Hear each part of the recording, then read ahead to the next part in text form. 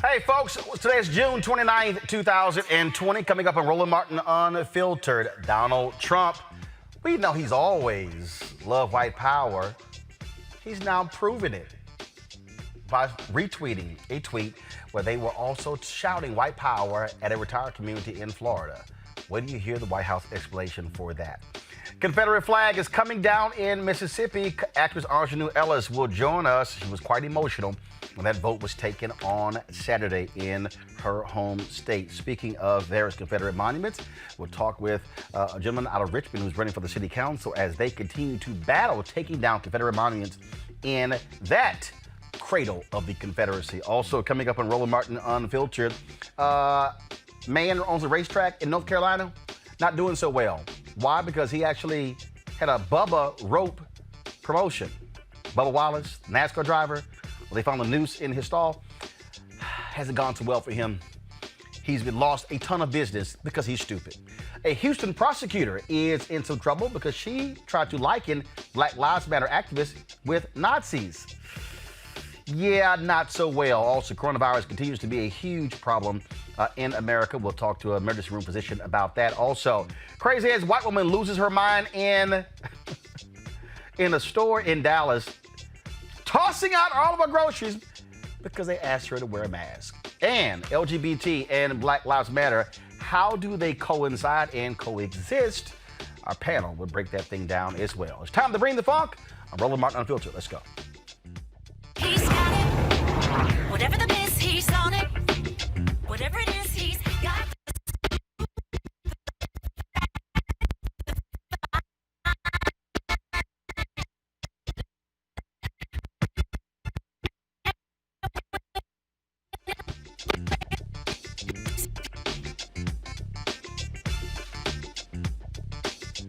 All right, folks, sorry about that intro there. We'll get that taken care of.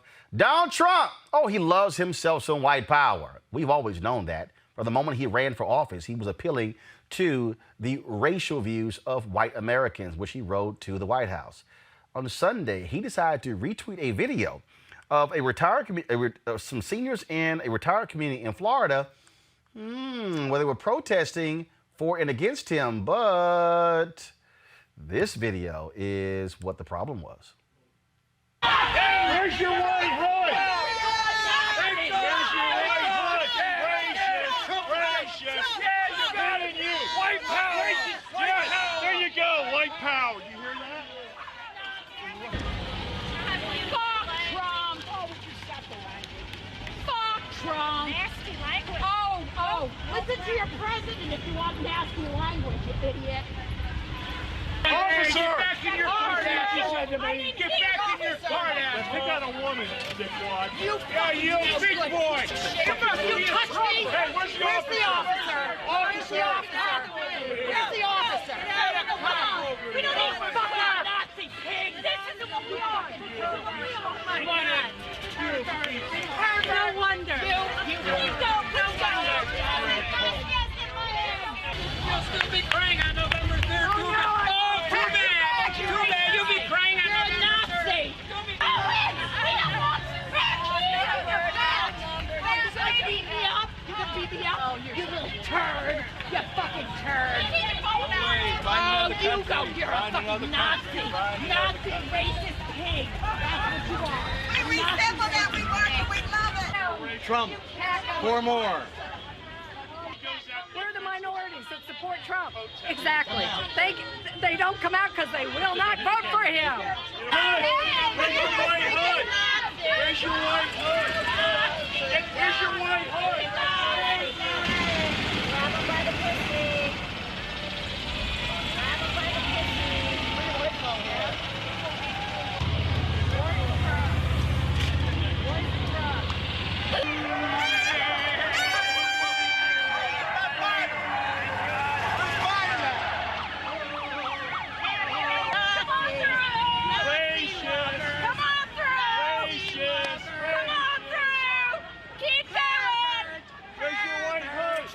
Wow, Trump tweeted thank you to the great people of the villages. The radical left, do nothing Democrats will fall in the fall. Corrupt Joe is shot. See you soon.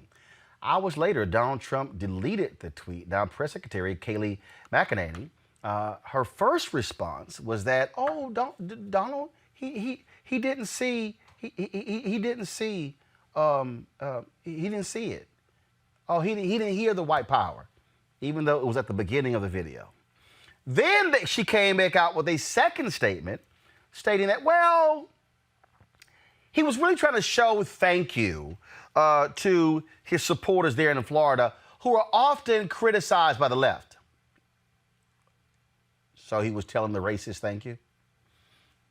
Is that what we're doing now? He was telling the racist thank you? Folks, you see how this thing goes in terms of how their mind sort of operates. Now, here's the thing. Donald Trump hasn't condemned it. In fact, the folks at Midas Touch, they actually dropped this particular video. So watch this. Here. Hello, everyone. The transition to greatness has officially begun. The ongoing coronavirus threat, the death toll in the U.S. now officially topping 110,000. President Trump, the jobs president who created the hottest economy in modern history. The National Bureau of Economic Research said we entered a recession in February. Friday's jobs report was encouraging, to say the absolute least. Look, there was a problem in how this was compiled. The unemployment rate probably should have been more like 16.3%. Once the National Guard came in, D.C. was secure. Tear gas is now being fired. They don't want these protesters to be there, even though they were peaceful. There's no regrets on the part of this White House. A Trump opportunity zone. We stand by those actions. The President of the United States just tweeted, Buffalo protesters shoved by police could be an Antifa provocateur. He lies. He lies about things. The fact that the Republican Party is now having to claim him is both unfortunate and, to me, inauthentic. Hello, everyone. Oh, you got to give them credit for some of these great videos here. But again, they really did not want to address the whole white power comment, okay? And so this was what Ryan Lizard actually asked today at the White House, and she was just so offended he dared ask this. Does President Trump believe that it was a good thing that the South lost the Civil War? And then two, is he interested in following NASCAR's example and banning the Confederate flag at his own events? Well, your first question is absolutely absurd. He's proud of the United States of America. Second, with regard to our statues, Americans oppose tearing down our statues. There's a Harvard-Harris poll released just last week that shows 60% of respondents said the statues should remain, and 71% said local governments should block groups from physically destroying the statues. So he stands on the side of preserving our history. Does he believe right. Well, yeah, that's nice. Dr. Avis Jones DeWeaver joins us, political analyst. Mustafa Santiago Ali, PhD, former senior advisor to the Environmental Justice EPA. Michael Brown, former vice chair, DNC Finance Committee. Folks, I think you have somebody has their audio up, so could y'all check on that, please, and let's get that fixed. That might be Avis. Avis, can you hear me? Okay, Avis can't hear me, so y'all go ahead and let me know we get that taken care of. I want to start with you, Michael. Isn't it quite interesting that Donald Trump, again, he retweets this and then, no, he didn't hear it. No apology, no nothing. They're fine with it. He knows exactly what he's doing, Michael. Well, first, I saw that shirt you have on the clearance rack at Target. But nonetheless, I'm sure you got a good deal on it, so wear it proudly. Well, I see you not wearing an Omega shirt because I you have can't. My beads on. I have my beads on. Oh, that's cute. That's cute. That's cute. Don't start, because I'm going to end it. So you better just go on with your little comment. It's your show. You will end it. And it's another alpha on here, Mustafa, so we'll deal with you, but go right ahead. You know, Trump, especially to that last question, the last thing you saw in the White House press room, it's very difficult for them to deal with any kind of question and the president with race and history. See, part of the problem is I don't think, Roland, that he understands history. I don't think he's ever read or understands the Constitution or understands what this country is really all about and where it's been and who helped build it. So when you don't understand that, you're going to give answers like that. Now, the press secretary has to say what she's told to say, but we all know why she says it and why they can't give an accurate answer related to the history of this country. And it's going to continue that way until Vice President Biden beats him in November. It is laughable, Mustafa, to watch this racist in chief. I mean, bottom line, that's what he is. To try to say, oh, he didn't hear the white power part. No, he didn't hear that part. No apology, no nothing. Like, it's no big deal. It's all good. I don't give the president any passes. You know, we continually say, well, he just didn't know, or he was uninformed. I'm sorry, you're the president of the United States of America. You have access to every piece of information that there is. If your studies have not taught you about American history, then that's on you. You took the job. That means that you have to be prepared for every situation that might come up. And the president is very clear. There is a strategy that he and his party have to try and garner a small percentage of the black vote, especially black men. So let's lay it out so that folks are very clear. He said in Charlottesville, there are very fine people on both sides, knowing exactly who was on both sides of that equation. So it is very much connected to the white power statement that was made in this video. The president has invited white nationalists into the White House for meetings. So he was clear about who was coming to those meetings. The president has hired white nationalists to actually advise him, to help him to formulate policy. So I give him no passes for not knowing. This is a part of a strategic plan to actually sort of fan the flames of racism in our country, because he enjoys chaos, because he knows when there is chaos, then he can pretend and he can kind of swoop in and act like he's the great savior. And unfortunately, that is not the point. This is absolutely appealing to racists, Avis, pure and simple. That's what it is. I don't care what Kayleigh has to say. I don't care what Ronna McDaniel, the head of the Republican National Committee, has to say. That's exactly what this is, and it's simple as that. Absolutely. This is a presidency who has known white supremacists as part of his base.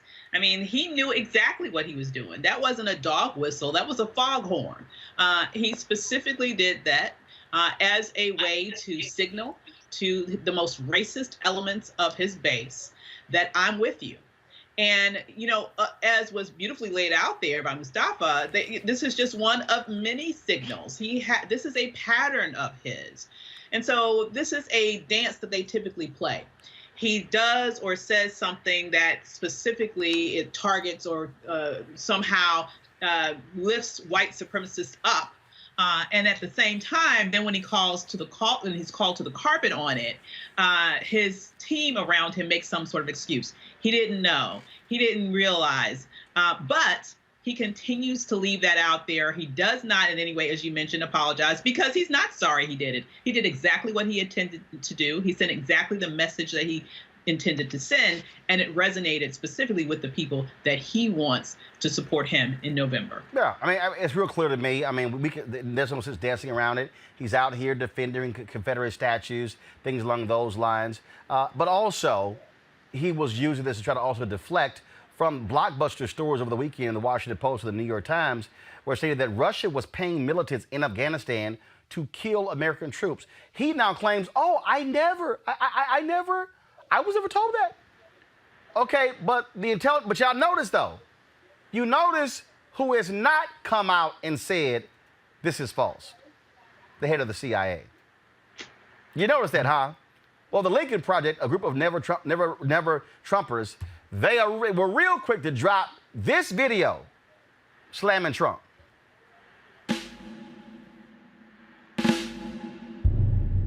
In the last year, flag-draped coffins have returned from Afghanistan. Now we know Vladimir Putin pays a bounty for the murder of American soldiers.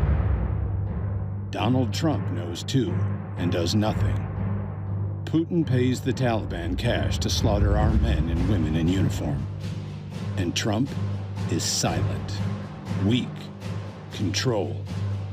Instead of condemnation, he insists Russia be treated as our equal. Instead of retaliation, he invites Putin to America. When Trump tells you he stands by the troops, he's right. Just not our troops. The Lincoln Project is responsible for the content of this advertising.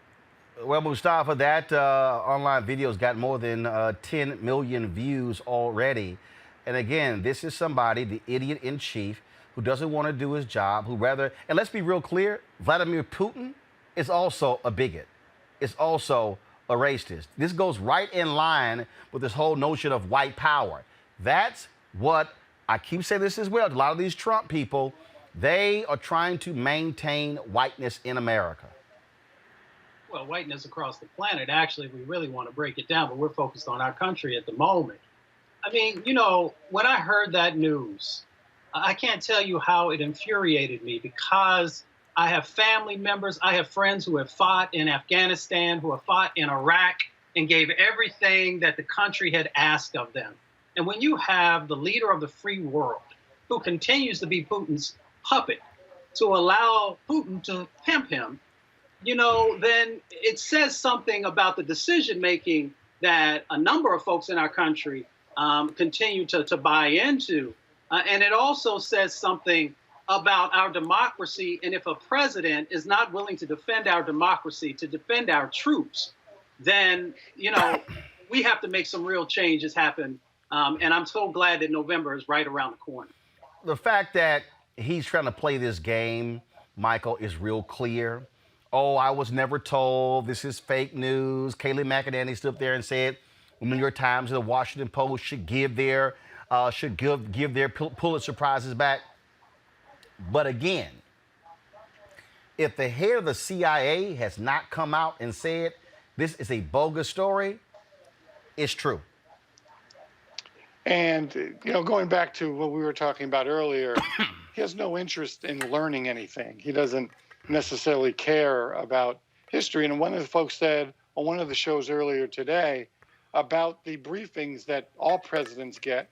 You get an oral briefing, and then you get your briefing book. Now, if you refuse to read the briefing book to get more information about the intelligence going on, not just here in America, but around the world, clearly you're not going to be aware of what's going on, or you don't want to know, because obviously you want to protect your boy Putin.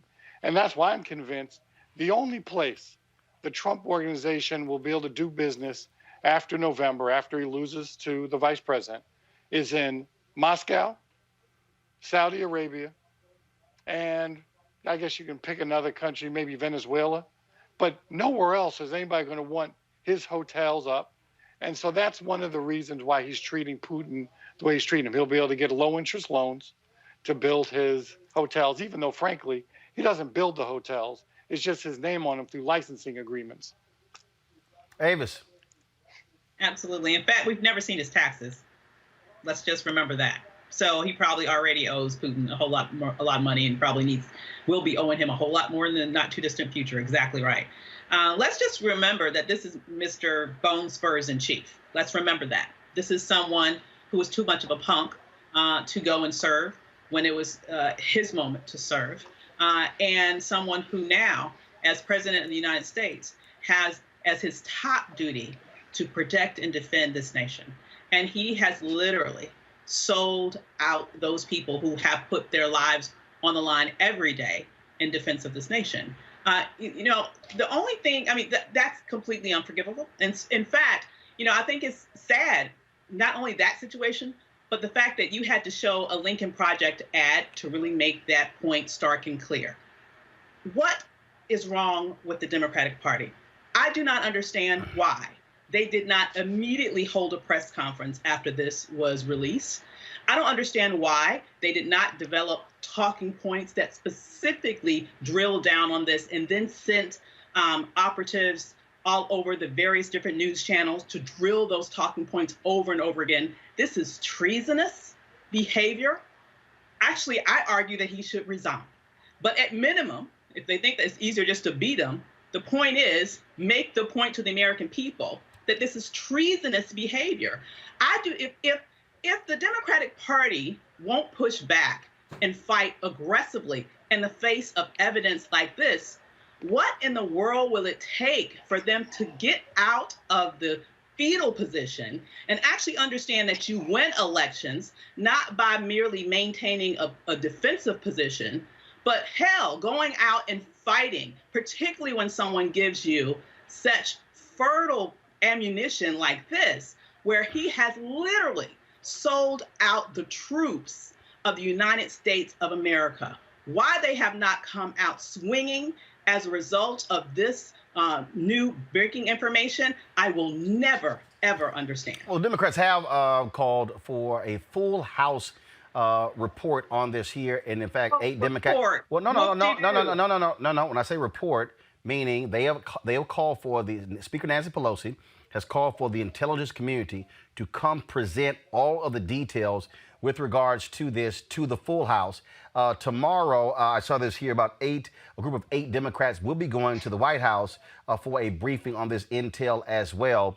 And I have seen where Speaker Pelosi was on several networks a little bit earlier. But again, when you see this report, bottom line is here: either it's true or it's not. And I understand that my good friend Dr. Avis, and understand her point. She wants to see a much more aggressive approach. Speaker Pelosi is taking, as she would see, as a not just measured, but aggressive approach at the same time. Let's let the American people see folks under oath come and talk about these particular allegations and charges. You better believe the vice president is going to do commercials on it. But I understand Avis's point. I understand why she would prefer a much more aggressive approach. But the American people also need to see what is happening with folks under oath, and then they can make their own decision. Because clearly, yes, it is treasonous. It's wrong. Whether this is more impeachable than the Russian investigations, who knows? But clearly, you can't have an impeachment now. It's too late. So let's just get ready to beat them and put as much information out to the American people as possible so they can make their own decisions. But this president is never going to do anything that's right. He's never going to do anything that's just. And the fact that we have some still military leaders that still defend this president after this story this weekend is shameful. Now, they've either been completely duped by this president or they don't mind his racist antics. It's one or the other. Let's be clear, Mustafa, the Republicans are not going to criticize Donald Trump even on this. They're not. No, they're afraid of him. They're afraid of him because of, his social media following. They're afraid that donors and others may take away resources for them, especially in election year. But it's not even an election year issue. This has been going on for the last 3.5 years. So, yes, we focus on Donald Trump and these egregious behaviors that he continues to do. But let's remember, he cannot get away with these things if folks were willing to hold him accountable. The Republican Party has to decide who it is and what it wants to look like moving forward. And so if they continue to not do their due diligence, if they continue to not engage and to check him, then you're going to continue to see him do these things time and time again. Well, absolutely. And so the bottom line is nothing's going to change in that regard. What was also interesting is that he gave an interview yesterday with Brian Kilmeade on Fox News. And the issue came up with regards to, the taking down of Confederate statues. And Donald Trump actually had some advice for black people. Watch this.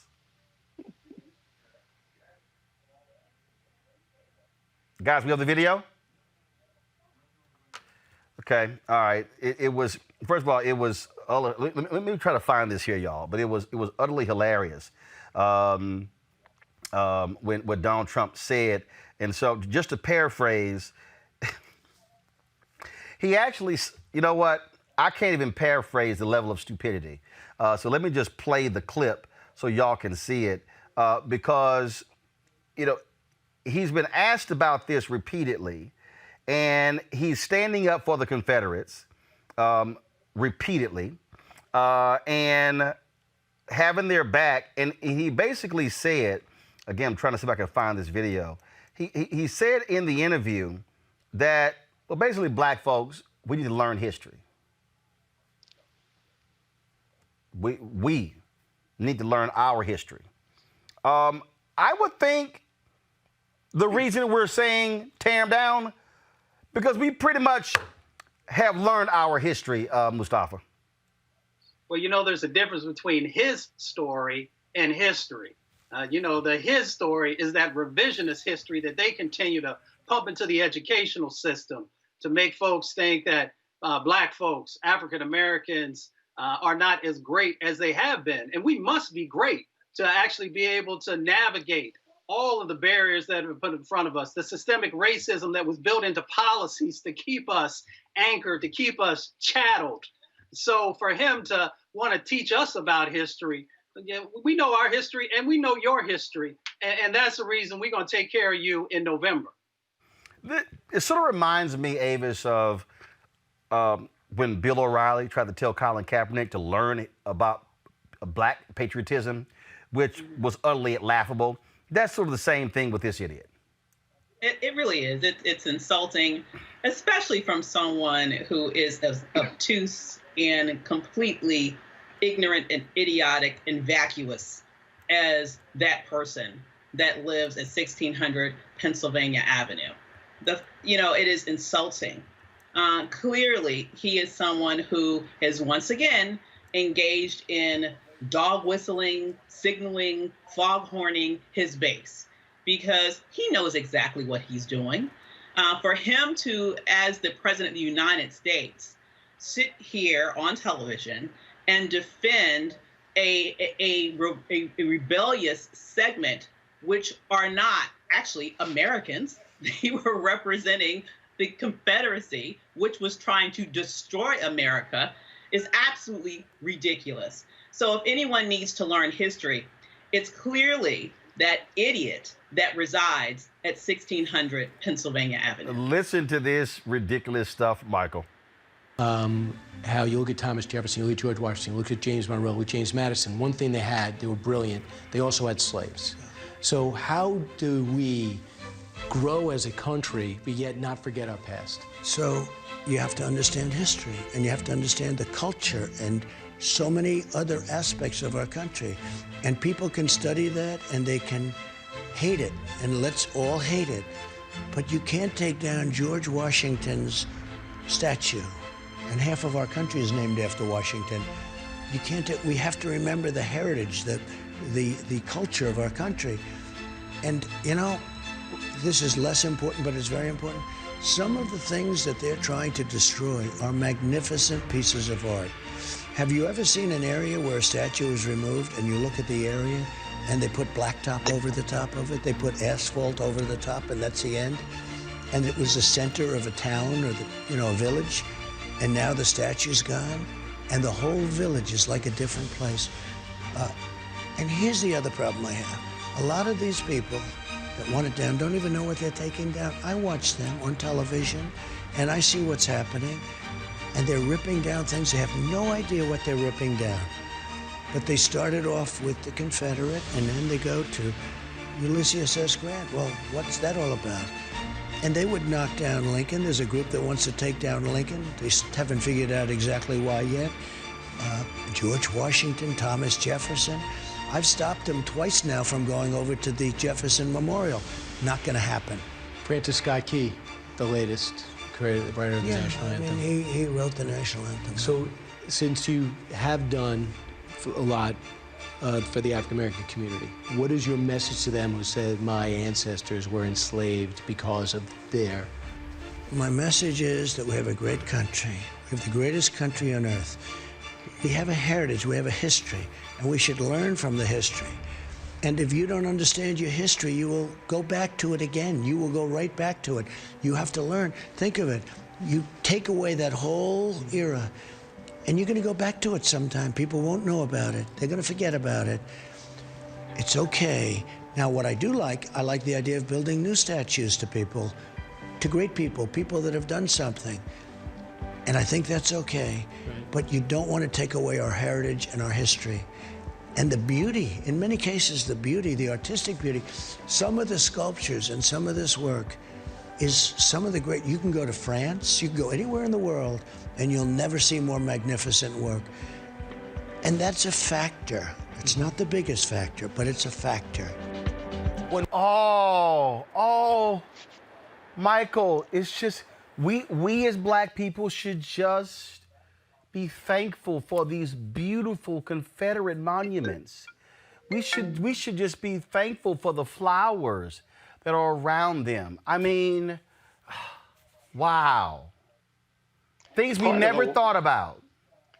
Part of the wow is he clearly, and we all know this, he's a walking hypocrite. Remember in the early days, well, not the early days, he always talks about how he only deals with winners, and I love winners. Now, the history books I learned from is the Confederates, the Army lost. They're losers. And they were fighting a battle for what was wrong, and certainly on the wrong side of history.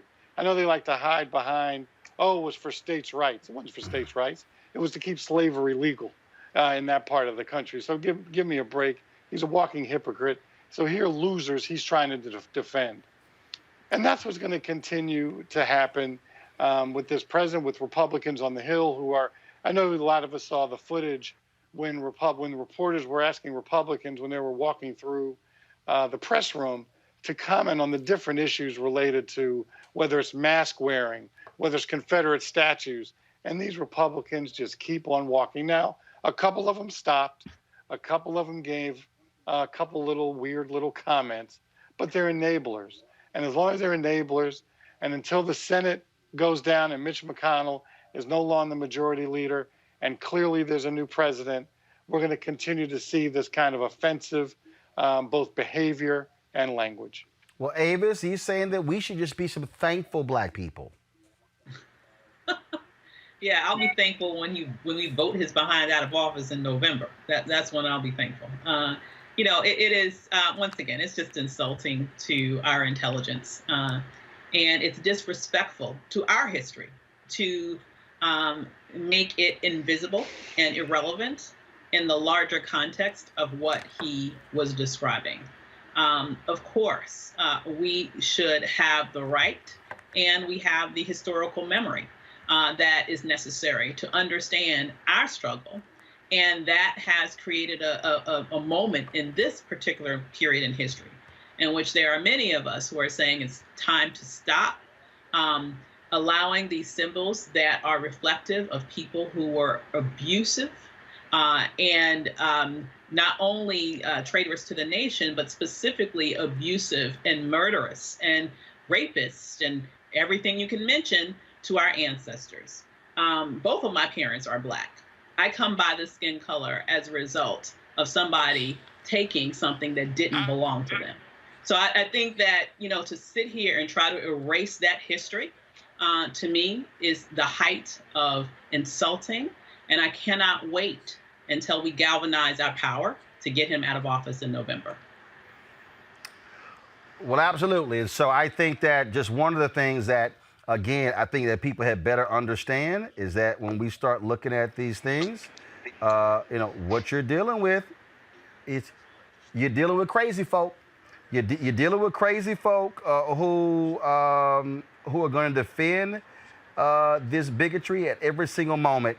And that's what I think we're dealing with. All right, folks, let's go to our next story. Over the weekend in Mississippi, huge decision by the legislature there to take down the Confederate emblem off of their state flag. It has been there for more than 150 years.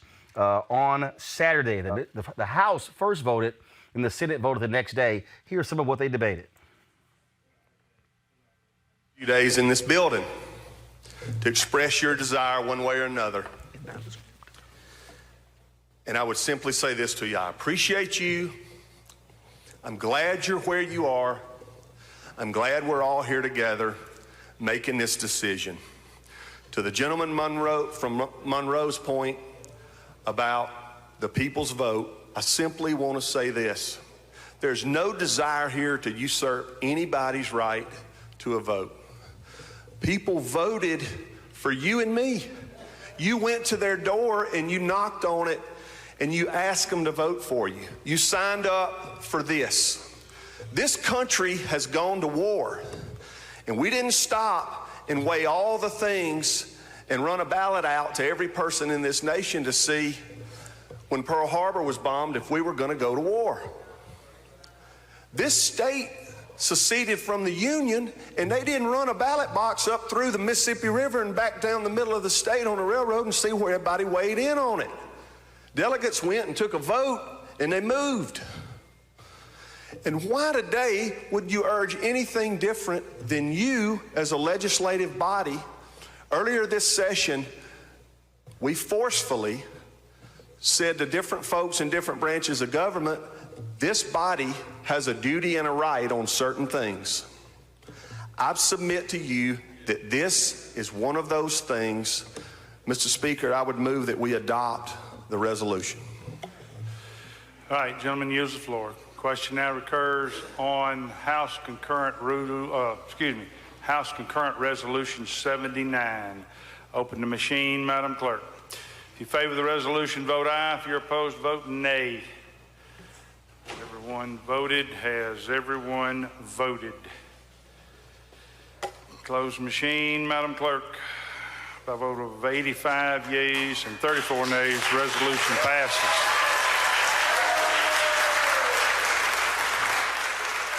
By a vote of 37 to 14, the bill passes.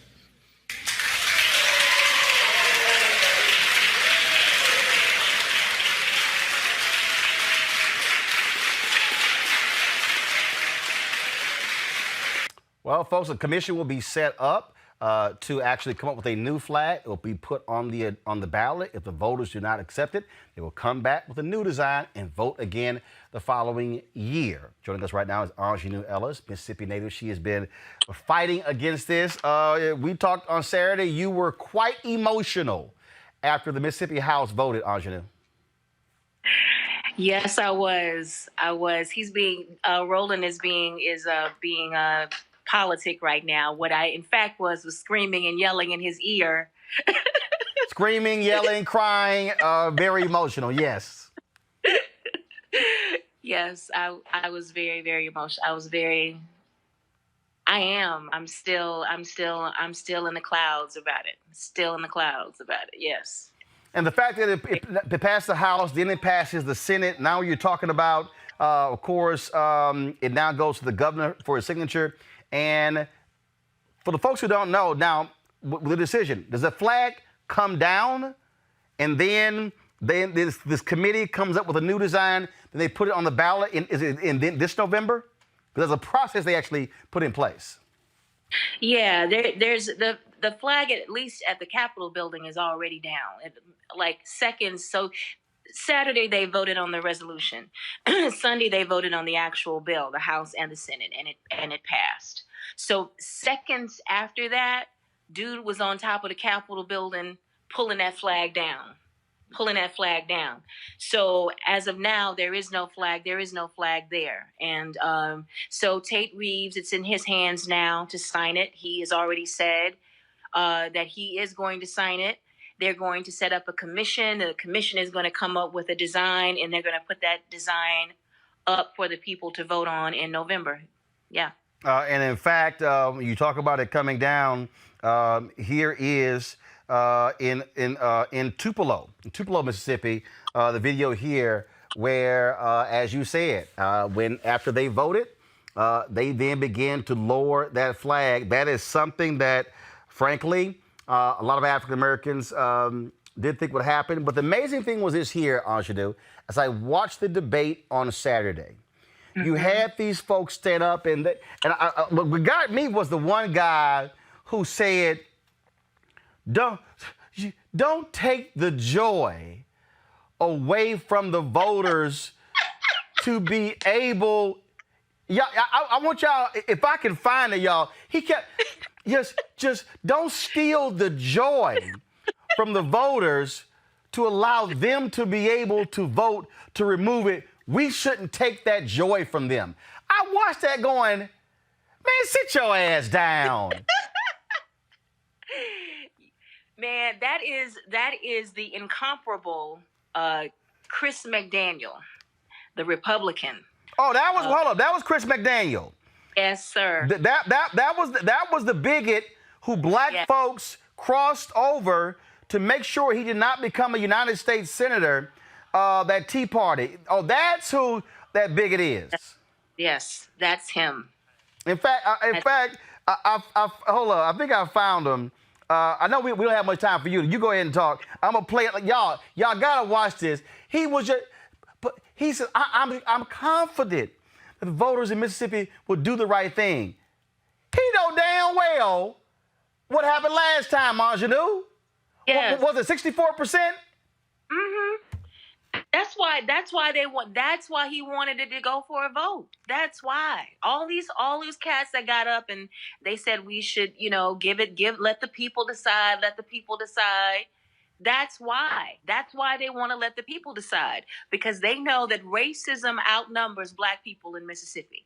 So if they put it up for a vote, that is it's going to be the same result as that happened in 2001, and they know that. So that's why they're talking about let the people decide. That's why Tate Reeves, the governor, was saying it shouldn't happen with politicians making decisions. It should go for the people. He knows that too.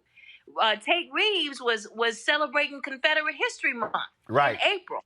This was a few weeks ago. Right. So this new man that he's sort of presenting himself as is a result of their fear that Mississippi would lose college football. Right, and let me tell you something. They've had an economic loss, and see, while we're talking, this is actually the moment where the Confederate flag came down the state capitol. Guys, go ahead and show that video. But that was a deal. You had the star running back for Ole Miss who said, I'm not playing. You had a basketball player for one of the teams who transferred, and he said that flag was a big part of the reason. What happened here was this here. Businesses were about to leave. SEC said no state championships. This is what I keep trying to explain to people. If you want to affect change in America, money. White folks understand money. And when you start losing enough money, let's go back to apartheid. Apartheid ended in South Africa because of the divestment campaign. It was money. Exactly. We can't, listen, I wanted that flag to come down. I don't care why. Right. I don't care why. But I'm not stupid as to why. I'm not stupid as to why it happened. Here's the thing. Myself, Dr. Adelia Carthen, Genesis Briggs, and a whole bunch of other people before us have been trying to get that flag down. Myself and Dr. Carthen and Genesis Briggs have been, doing this kind of work in steadily for the last 6 or 7 years with me, but 5 years with them and being us working together. And I can't tell you the amount of money that I put in. Today I realized that I paid for an ad to go in Variety that cost $6,000 that I took out of my own pocket to encourage the film and television industry to stop doing business down in Mississippi.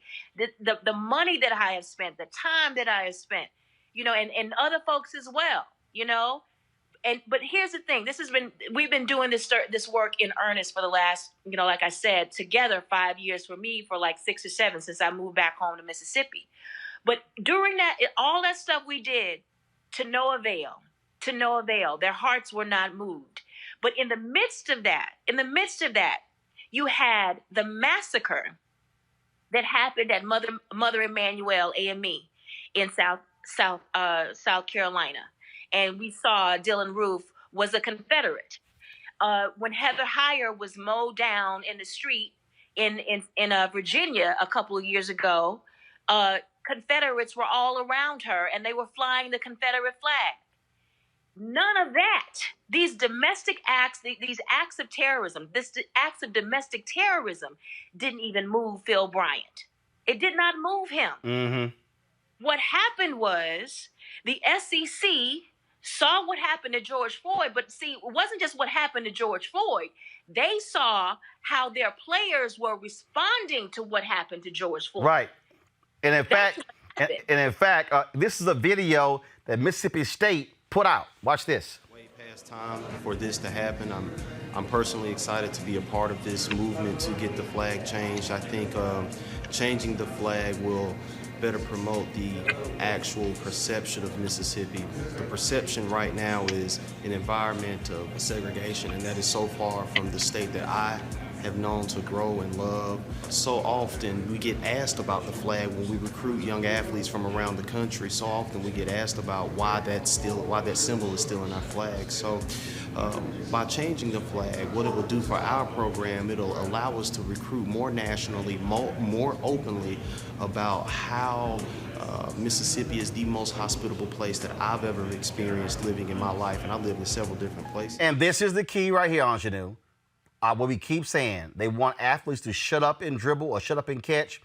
When athletes stand up, they can force change. Now, I'm not, to your point, I'm not dismissing your work and the work of others, but when they went, oh hell, if these black ball players sit down and don't play, we have to do a damn thing. That's why Bill Roland has been saying, if the black basketball players want to change something at the Final Four, sit down at tip-off to make a statement. This is why Colin Kaepernick took a knee. They have never wanted black ball players to use their power. And that's what caused these white folks in Mississippi to say, no, hell no. Look, they stop playing, how many jobs, the amount of money they lose on football and basketball? Come on. Yeah. They would never recover from that loss, ever. The amount of money that they bring in, that Starkville and Oxford brings in from when they have games, it almost is comparable to the whole, what Mississippi brings in taxes. Like that's how much money that they bring in. It would be a loss that they would never recover from. And here's what I just want to amplify what you just said. What Kylan Hill did, which is the running back for Mississippi State, is he recognized his power in an industry that would not survive without him. Right. And so he's our Rosa Parks, because he said, no, I'm not doing it. He said, I'm not playing. I'm not playing. Can you imagine when we go back, when they start playing football again and they all go out on the field, and I'm talking about pro football now, when they all go back on the field and it ain't no black people out there. Can you imagine that? Right. Which is why we got to have the black ball players to find that level of consciousness to say, wait a minute, hold up. We could flip this whole script. That happened in Missouri. When a football team said, yo, we ain't going to play on Saturday. Yes. Use your power. Use your power. And the first thing in using your power is you have to know that you have power. We have been so brainwashed in this country. We believe that the NFL and the SEC and the Conference USA and the NCAA, that they are doing us a favor. They're not doing us a favor. They are using our labor and making money off of it. And this young man said, no, you're not going to do that. You're not going to use my labor and at the same time put a flag up that says I'm not even human, that I'm a material interest. You're not going to do that. Right. That's the power we have, not just in football, right, not just in sports. In every capacity where we work, we have that power. That's it's right. just like you said, acknowledging it and owning it. That's it. Ingenue Ellis, well, look, we certainly cannot wait to see. The next battle is, what's that design going to look like? They did make sure they said the flag had to say, in God we trust. I think that, right, they said it's got to say that. So it's like, okay. My question is which God? My question for Mississippi is which God? Because there are clearly two gods in Mississippi. It's the God that the Confederates pray to and the gods that we pray to. They're not the same God. They're not the same God. Ingenue Ellis, we appreciate it. Thanks a lot. Thank you. Have a good day. Yes, indeed. You take care. Congratulations. All right, folks, if y'all want some laughter, listen to this. This Chris McDaniel. Listen to this fool. For you today, and not in support of the current flag. I want to make that clear. I do rise in support of not taking the joy from the people of Mississippi to tell this country and the world that we are moving forward together. We want to take the joy away from them. We have seen momentum across this state that says we are ready for a change. I've got text after text after text saying, I am for flag change, but don't take my right from me to choose. I want to tell my kids and my grandkids and my children that I made the right choice. We as a body want to take that from them. I don't think we can move forward together if we say you can have any flag you want except this one. If we put the current flag on the ballot with another good design, the people of Mississippi will change it. I believe that. I'm done. Come on. I'm done. Let's not. I'm done with that fool. Avis, first of all, who does this fool think? That's why the rest of the legislature is like, man, sit your ass down. Man, change this damn flag. This fool actually sitting here saying it. Them white folks in Mississippi voted last time and it passed 64%. Oh, well, no, if you just put the current flag and the new flag, I just think they gonna change it. Well, I know my girl Antoinette is she's the actress, but I will have to say that was almost an Academy Award-winning performance. Avis, don't take our joy. I mean, allow us to maybe to have our joy. Tried it. Hey, Roland, you know what I wonder? In that legislation, did it also prohibit fans bringing Confederate flags to the games? Actually, I know for a fact, Ole Miss they banned that years ago. They banned the Confederate flag from being flown. I mean, it used to be, if you look at some old video of Ole Miss games. I remember some of that. Like, I don't know how in the hell them brothers played there, where you had 60,000 people in the stands waving Confederate flags. Ole Miss also got rid of their old Reb mascot as well. So that happened as well. But it's just, Mustafa, it was just the joy. Just, y'all stealing our joy. Once again, since they don't think that we know history, let's talk history. It was 1995 when Mississippi decided to ratify the 13th Amendment, which abolished slavery. So sometimes it takes them a long, long, long time. That was 130 years after slavery was over. So they did the right thing. You got to move forward. The culture in our country has changed. It's not changing. It has changed. And I'm glad to see that Mississippi is finally doing the right thing. So all my friends in Turkey Creek, Mississippi, and in Biloxi and in Jackson, I celebrate with you. But this is where Black people have to understand their power. If Black athletes a decade ago had done this here, we ain't playing. At Ole Miss, Mississippi State, Southern Miss, that flag would have come down. Ain't no football and basketball without Black players. No. Knock yourself out. Anybody would pay to see. Knock yourself out. Knock yourself out. And so I'm like, even in this moment, I'm trying to get Black organizations to understand our power. I'm looking at these announcements, Comcast, and I'm going to really break this thing down on Wednesday's show. But Comcast and Apple and Adidas, all these countries, 100 million, 100 billion, 100 million. And I'm sitting there going, no, damn 100. 1 billion. I'm saying to Executive Leadership Council, National Association of Black Journalists, NAACP, National Urban League.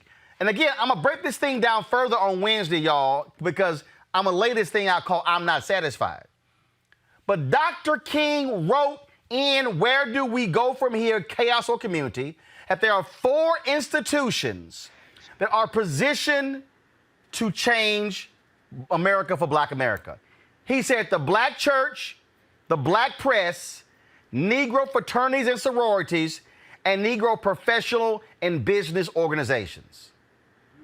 You've got to have entities putting forth the agenda and leveraging the power to say, no. We're not interested in y'all giving $1 million to the NAACP Legal Defense Fund or some change over here to the Lawyers Committee for Civil Rights under law. No. What I'm talking about, and I'm telling y'all, I'm going to break this thing down on Wednesday. If they said to all these entities, corporate America, collectively corporate America, y'all got to give $5 billion to HBCUs. Do the math, y'all. The average HBCU in America has an endowment of less than $20 million. That will completely change the endowments of every HBCU in America. All I'm saying is I need black people to understand our power and be willing to be militant enough to make the demand. And I think right now, Michael, too many of us got small asks. These brothers prove we're not going to play. What y'all going to do? That brother made that announcement less than 2 weeks ago. That flag is now down. That's called using your power. Final comment, go ahead. Absolutely, and that's what, it's courage. There's, that word I know is either overused or underused, depending on who you talk to. A lot of folks in our community are comfortable and I like things the way they are, don't rock the boat. And then you have other folks that say, no, we need to do better. We can do more. And so until more people are on the former and have more of the courageous gene and really want to step up, no matter what the consequences are, that's what's going to continue to occur. And that's just in our community issue. Yep. Clearly, there's courageousness that has to happen also in the white community. Yep. But I'm talking about our community. And folks, Friday night, police arrested 6 people at a protest near the Robert E. Lee Monument in Richmond, Virginia. These protests have been continuing there as well. Now, check this here out. Regina Boone shot this photo, and the person who did this artwork is Dustin Klein. This is that actual statue there. What they have done, Jermichael McCoy, who's, of course, running for Richmond City Council, they have projected onto the Robert E. Lee Monument, BLM on his horse, the quote from Harriet Tubman, slavery is the next thing to hell, and then her image. Now, first of all, it's very interesting. Jelani Cobb tweeted this here. He tweeted, honestly, this is so hot, I feel slightly conflicted about them taking the statue down. Now, this is what I say. You take the top of that statue down, and then what you do is, or take the whole thing down and turn that image into the statue. Jermichael, go ahead. Let's do it. Roland, first off, just say thank you, man, for bringing me on your show this evening. As a candidate running for office in these uncertain times, I appreciate it. So from a Kappa man to an Alpha man, thank you so much for having me on tonight. So what is happening there in terms of they have the protest there? The federal judge put a halt to this. The governor said it's coming down. Is that statue going to come down? In time, it is coming down. And so the statue is actually oversaw by the state. So the governor has the authority to take it down. They're just fighting it in court. And so one thing we have seen over the history in our city is that these statues, both the structures and the symbolisms, don't come down easy. They fight it in court, but the people are resolved to make sure that, one, their voices are being heard and that we are challenging these statues one by one. And obviously, look, you got white folks there. Well, they fighting, trying to hold on as much as they can. And then, of course, you got them loving Trump, these MAGA folks. He's like, oh, these beautiful statues. But like I keep saying, if you go to Germany, you are not going to see a single statue to Hitler or to any Nazi anywhere in that country. It's against the law. And also, you have to understand here in the city of Richmond, Those statues served as a point for one of wealth, right? Because Monument Ave, they have a series of these statues. And so back when the original development was being built back in the late 1800s and early 20th century, they barred Black people from owning homes on that boulevard. And also some of those homes are the most expensive real estate in the city. So of course they're not going down easily overnight.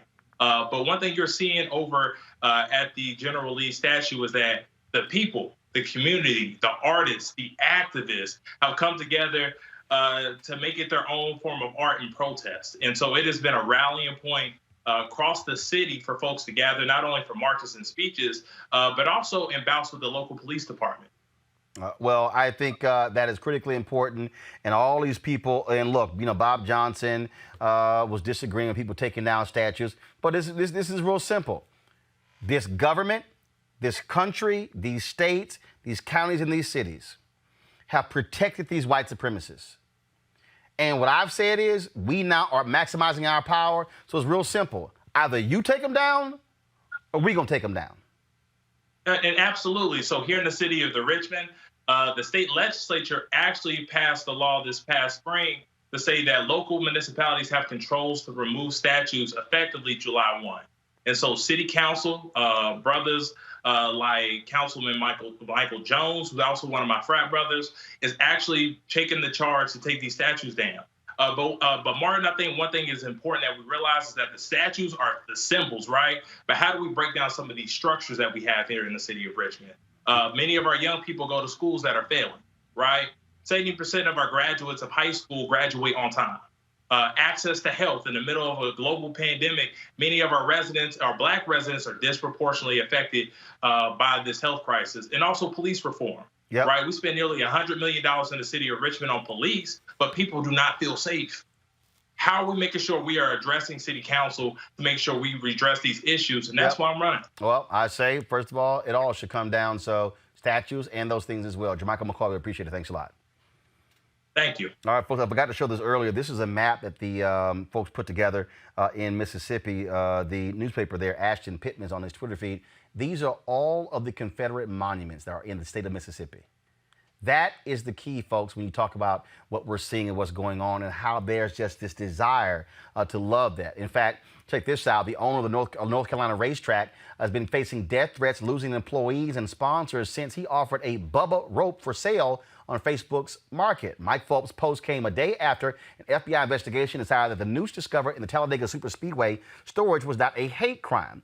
They said that it was actually it was a pull for the door, but it was still fashioned in a noose. Well, he got a little cute, went on Facebook and put that up. He said, "Damn, I'm just stupid. I've been losing business." Yeah, that post right there has cost most of his sponsors. Most of his employees have quit as well. I keep telling y'all, act a fool, you're going to lose your damn jobs. Guess who might be losing her job? One of Houston's top prosecutors is being strongly criticized for comparing Black Lives Matter protesters with Nazi jewelry plunderers during the show-up. Kaylin Wilford, Harris County DA office chief trial lawyer, shared the controversial meme. The caption above the photo reads, "Wedding bands that were removed from Holocaust victims prior to being executed in 1945. Each ring represents a destroyed family. Never forget, Nazis tore down statues, banned free speech, blamed economic hardships on one group of people, instituted gun control." Sound familiar? Guess what? She's facing that kind of pressure. This is the thing that we keep seeing, Avis. People in power using their power. Now they're getting busted. In fact, that was a mayor in Alabama who criticized the University of Alabama football players for their Black Lives Matter stance. You got to be real stupid if you are mayor in Alabama and you dare criticize the Alabama Crimson Tide. Avis, he quit his job. He resigned. They're not very bright, are they? So it is just interesting to see all of these folks desperately trying to hold on to their point of undeserved privilege that they have been bequeathed in this society, and to see the extent to which they will go to try to do that, even when it means having sort of these broad, illogical contortions to try to discredit a movement which has made so clear to people the grave injustices that have cost lives for centuries and continue to do so to this day. What they have not taken into the calculus is that the broader population, quite frankly, has shifted. If you look at the polling data on the general population and perspectives on Black Lives Matter, it's shifted significantly in this moment. So, while they believe they're speaking to a majority who not so long ago probably would agree with everything that they said, and there are still those who do. The fact of the matter is that the overwhelming majority of sort of the public stance on this in recent weeks, since the just excruciating murder of Mr. Floyd, has shifted, and they have not gotten the memo. And as a result, they're suffering in a variety of ways. And in fact, you want to see the craziness, Mustafa? Look at the mayor of St. Louis, Lyda Crewson. Doing a Facebook Live video, she actually was so ignorant to read the names and addresses of protesters who were calling on the city to defund the police department. Watch this. On who is living, no police, no money going to police. This is, I may be saying that wrong, same address as $75 million to cure violence, $210 million to affordable housing, $100 million to health and human services, 0 to police. Well, here's somebody. I think it is wants all the money to go to cure violence, so here she affordable housing, is, human Mustafa, services. reading their names and their addresses. Now, she apologized, but she did this a couple of years before and apologized again. Well, protesters said it's something to say, this is what happened at her house over the weekend.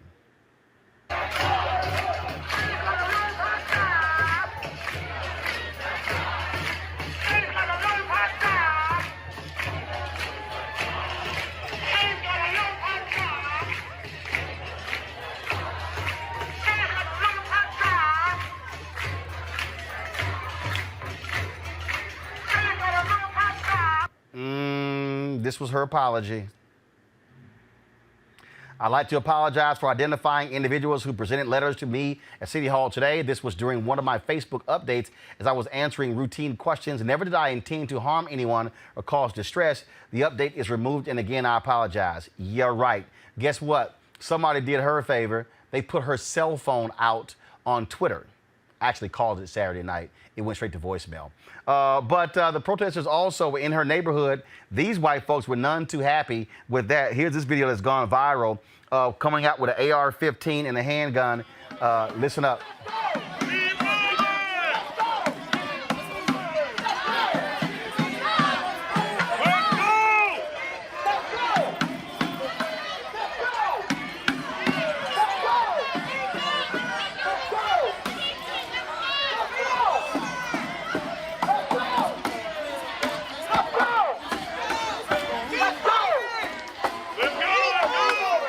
All right, guys, that's Mark T. and Patricia McCloskey. They're both personal injury lawyers, and they were yelling, private property, get out, private property, get out, because apparently, Mustafa, that street is a private street into the residence there. The protesters were marching to the mayor's home. Now, what I've been told that is it is actually against the law in Missouri to point a weapon at someone like they did. Yes, it is against the law. And, I've been down that street before. So let's real quickly unpack this. I mean, whether it's a district attorney or an ADA, when you allow your biases to play into it, then you're putting people's lives in danger. The way that, you begin to enforce, the way that you begin to adjudicate, all of that plays out into these biases. And, of course, it's black and brown bodies who are being put on the line. In relationship to the gentleman, well, I'm not even gonna call him a gentleman, to the lady and the man, because the wife had a pistol and then the gentleman had the AR-15. They need to be brought up on charges themselves. And they're attorneys, they know better than to be, dealing with this type of behavior. And just imagine if those protesters were armed and were walking down the street, that there would have been a different dynamic with the police. you know without a doubt that they would be moved over to the side. Their weapons probably would be tried to be confiscated. They might get arrested. So there, there has to be justice in this place also. Now, here's the deal here. I'm looking at the St. Louis Today website, and apparently what's happening, this is what they wrote here.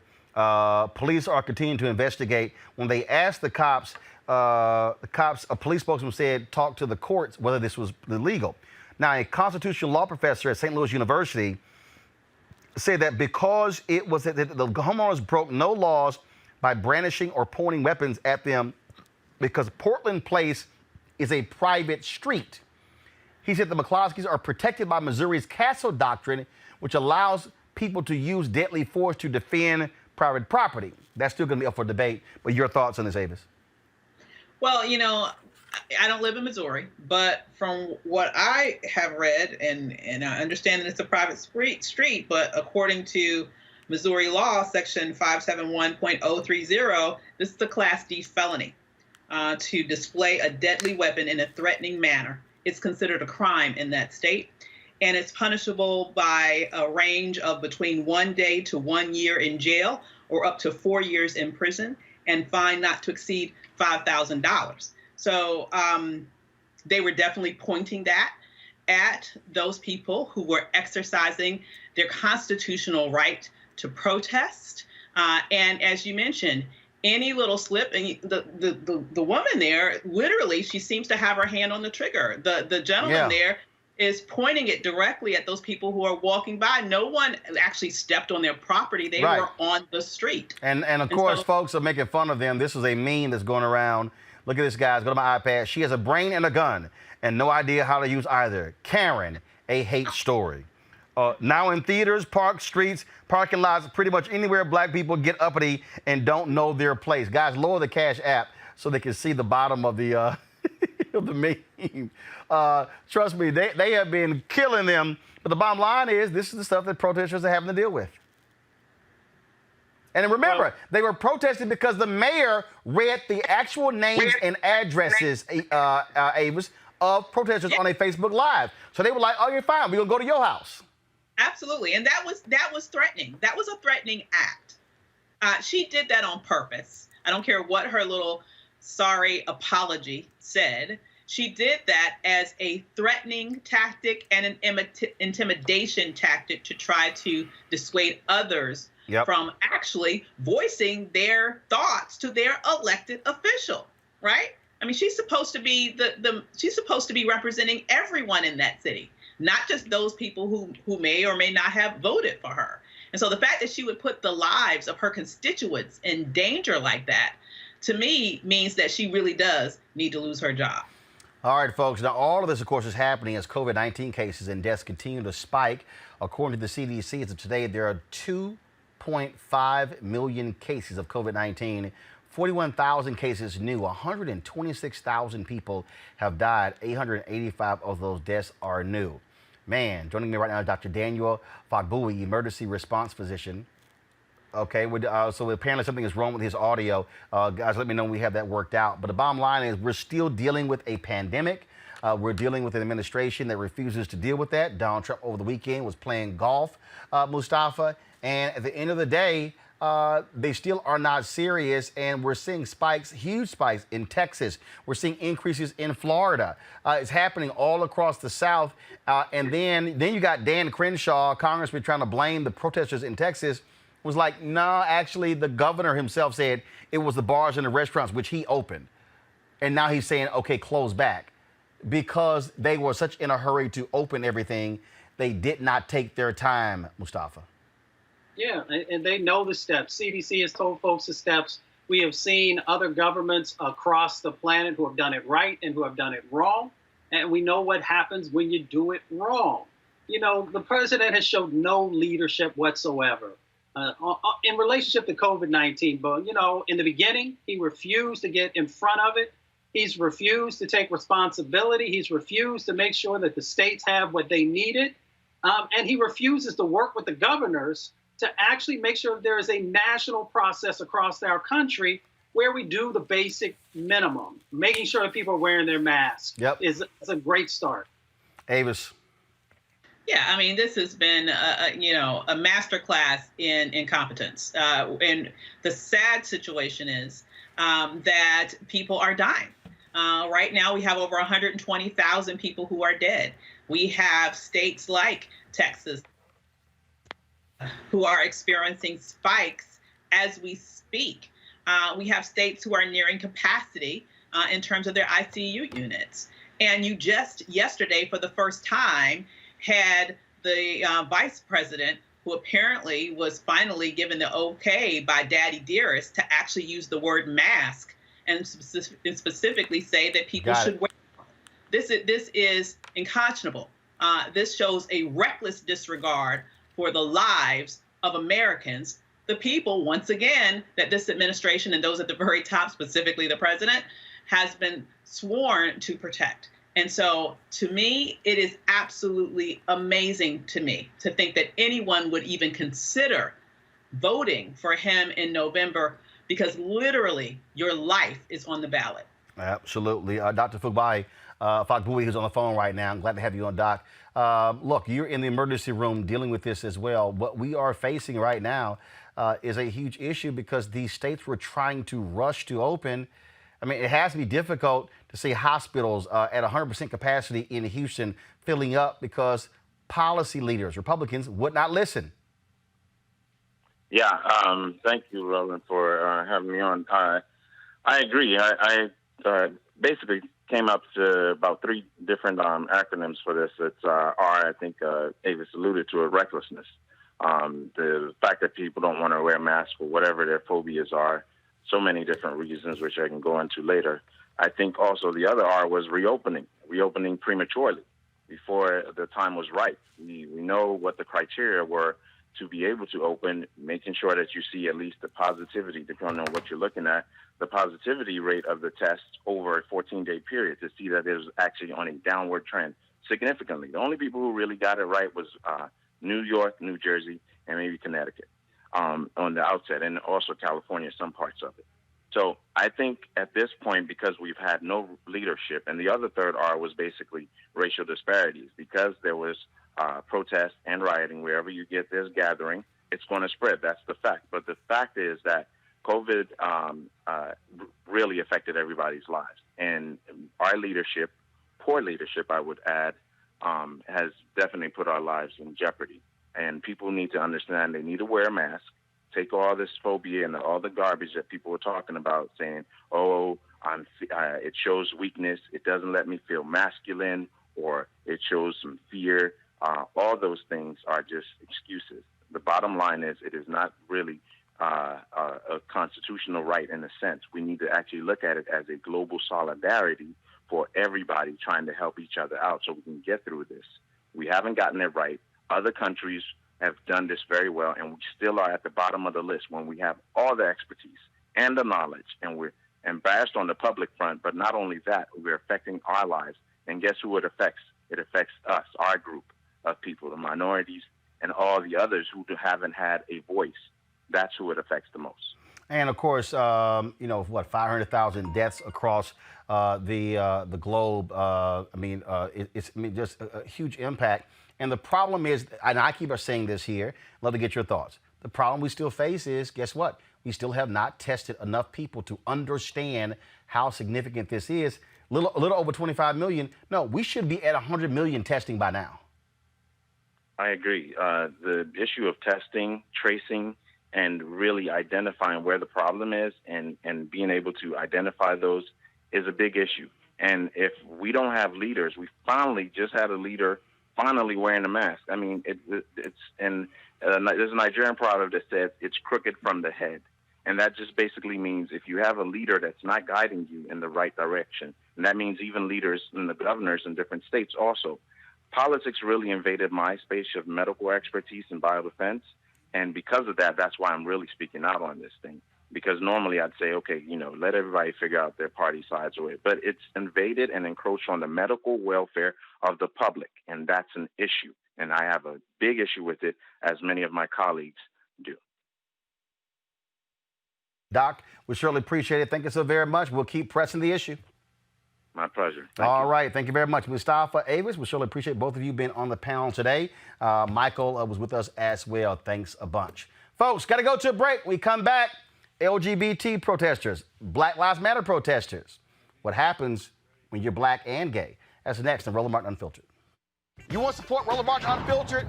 Be sure to join our Bring the Funk fan club. Every dollar that you give to us supports our daily digital show. There's only one daily digital show out here that keeps it black and keep it real as Roland Martin Unfiltered. Support the Roland Martin Unfiltered daily digital show by going to RolandMartinUnfiltered.com. Our goal is to get 20,000 of our fans contributing $50 each for the whole year. You can make this possible. RolandMartinUnfiltered.com.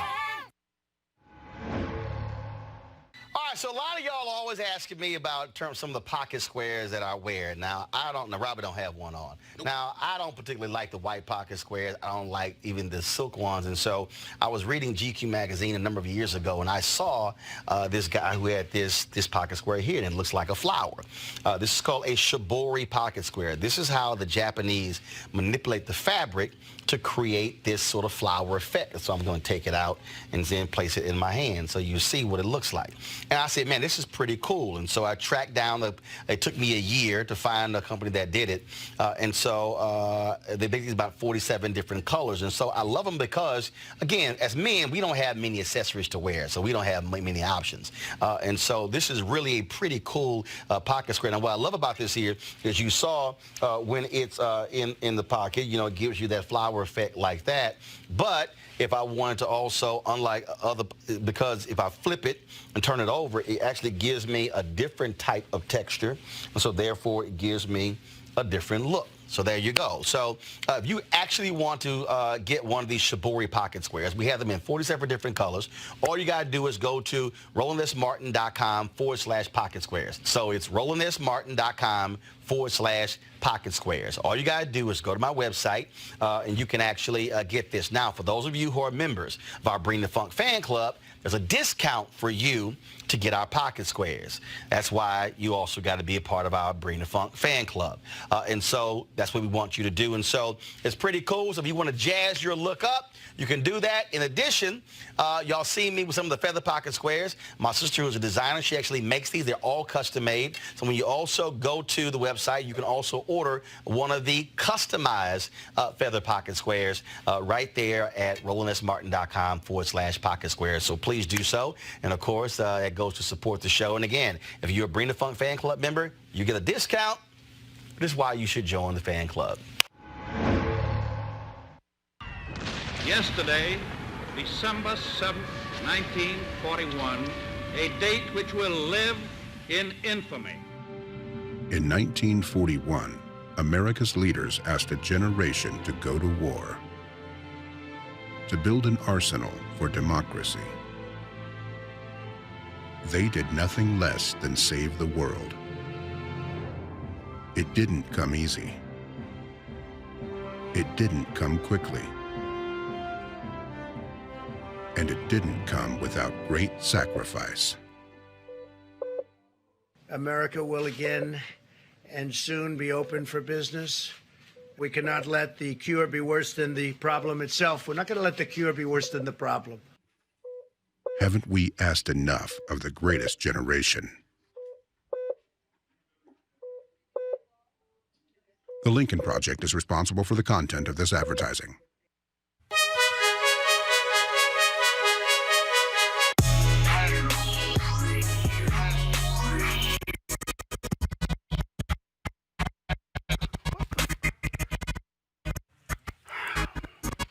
All right, folks at Ceek.com, partnership with us. Folks have these headphones, amazing headphones, and also there's this virtual reality headset right here. Of course, the headphone, 360-degree, 4D, amazing sound. You absolutely love it for gaming, for listening to music, for watching movies, you name it. Go to Ceek.com, CEEK.com, and use this promo code RMVIP 2020, RMVIP 2020, right here. And so, folks, again, and so Mary Spio is a sister. She is the inventor of this. It's her website as well. So it's Ceek.com, CEEK.com. All right, folks. Also, if you want to join our Bring the Funk fan club, we have been doing phenomenal. We're approaching 10,000 supporters on our fan club. What you can do is go to Cash App, $RM Unfiltered, PayPal.me/R Martin Unfiltered, Venmo.com/RM Unfiltered.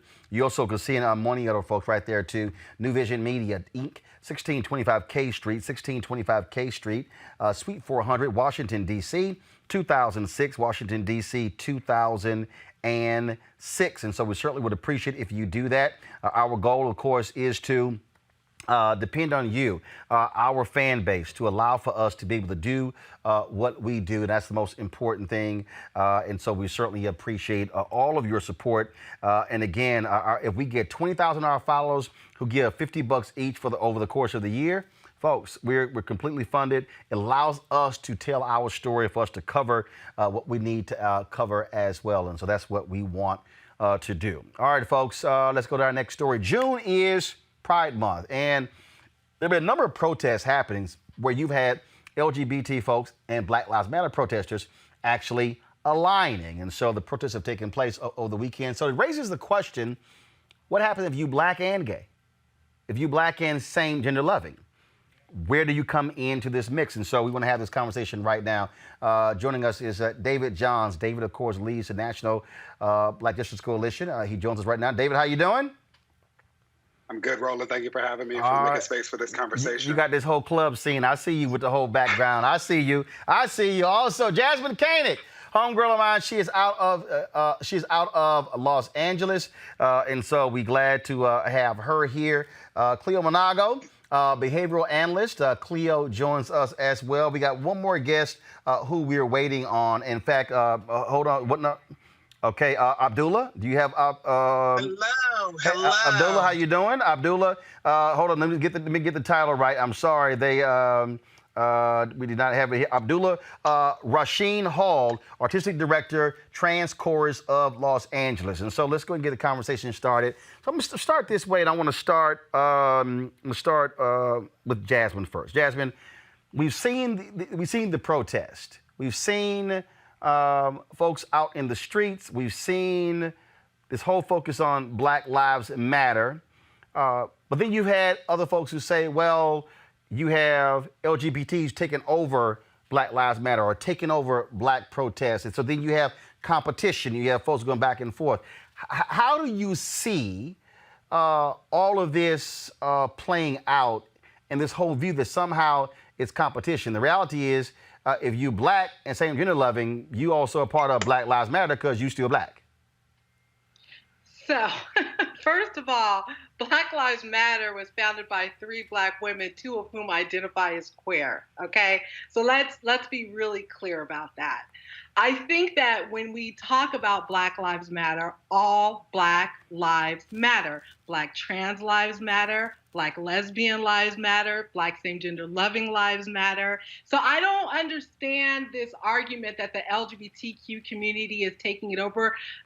Again, I don't separate my Blackness from my gayness. Like, it's all of who I am. That's what I bring to it. So I think a lot of other Black queer folk, when they come to these protests, when they participate, they're coming as Black people. So when I hear this argument that the LGBT community is taking it over, well, it was founded by people who were queer. So I need a little help with that one. David, it's sort of somewhat reminiscent to when folks have talked about protests that were, you've heard people say, well, women are leading these protests, but they're fighting on behalf of Black men being impacted by the police.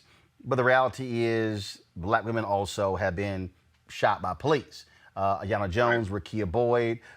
We can go on and on. Breonna Taylor, we can go on and on and on. And so it reminds me of the Black Freedom Movement, where you had largely Black men who were ignoring the reality of what Black women were going through. Your thoughts on this moment that we're in?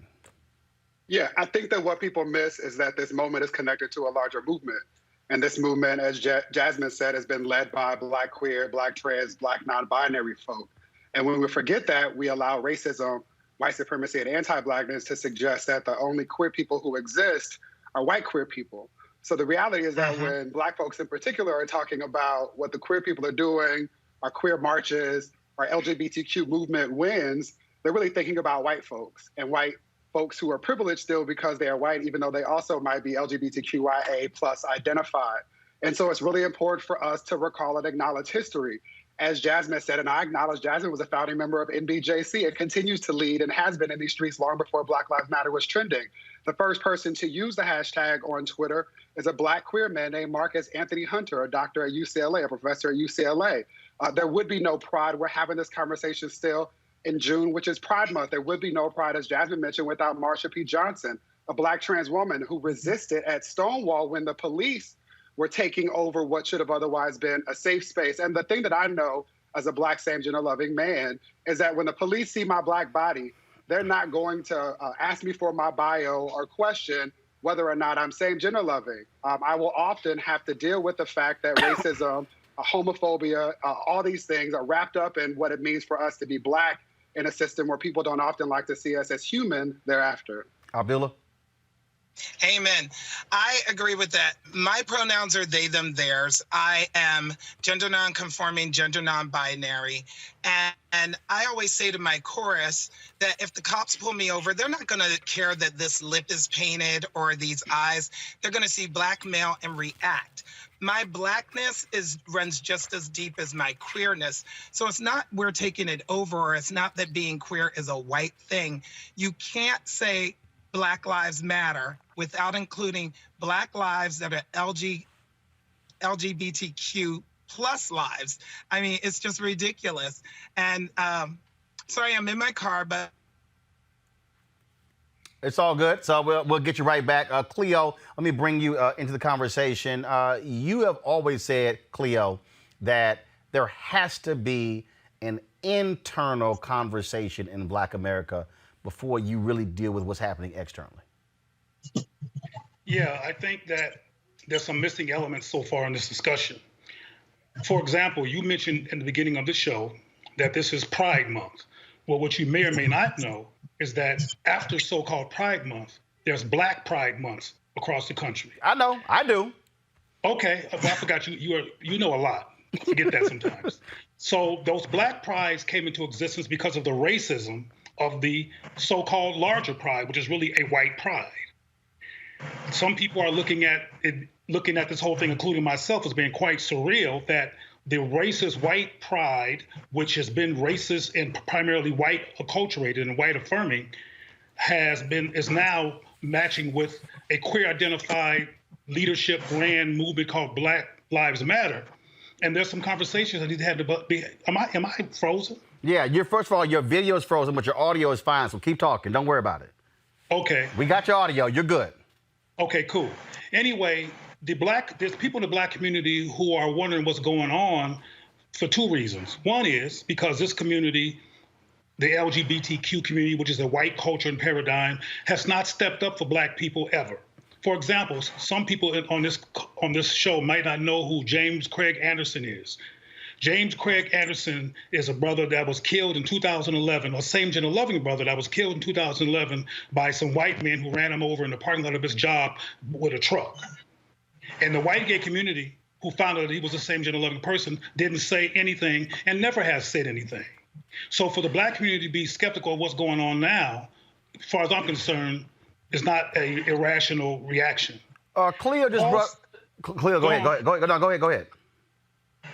Also, the Black community has not had, on a macro level, on a large-scale level, a rational, engaging conversation about gender nuance, diverse ways of being, and sexuality.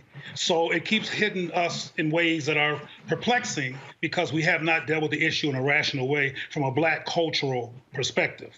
Queer and LGBTQ, rainbow flags, all this stuff comes from the white gay community. It's their paradigm. It has worked well for them. And there's Black people who have used it as Black people to frame themselves. But the bottom line is a paradigm is a paradigm. A culture is a culture. A movement is a movement. And the gay movement is a white racist movement. So I'm going to put this out to the whole panel here. Because I'm going to put it out to the whole panel because Cleo said something where he said holding the white LGBT movement accountable. So what's interesting about that is what's happening is that the reckoning that we're seeing is the reckoning of Black folks in whiteness. And the reckoning is happening in all of these institutions. It's happening in corporate America. It's happening in public policy. It's happening in various organizations. And even in organizations where black folks are working with others, it's literally working. Look, I'm in the ed reform movement, and I've been telling people who believe with Charles schools, I'm like, yo, it's about to be a reckoning with black folks who are in this movement. And so anyone can jump in. Do you believe that this movement, that reckoning is actually happening with the white LGBT movement? Jasmine, you raise your hand. Go ahead. Oh, because you know I'm all over this. Go First ahead. of all, Go this ahead. movement will not pass up the white LGBTQ community. And not on my watch, it won't.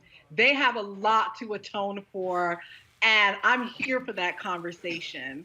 Look, Roland, you were all over the Ed Butt case with me, right? Yep. So you know that during fighting to get that man arrested, the white gay community had very little to say. As a matter of fact, he was one of them and quite well liked by them, even though, black gay men's bodies were showing up dead in his house in West Hollywood. And it's not just an LA thing. This has gone on across the country. And so I think it's up to us, right? Whether you identify as same gender loving, queer, trans, non-binary, whatever, it is up to us to hold them accountable and not give them a pass.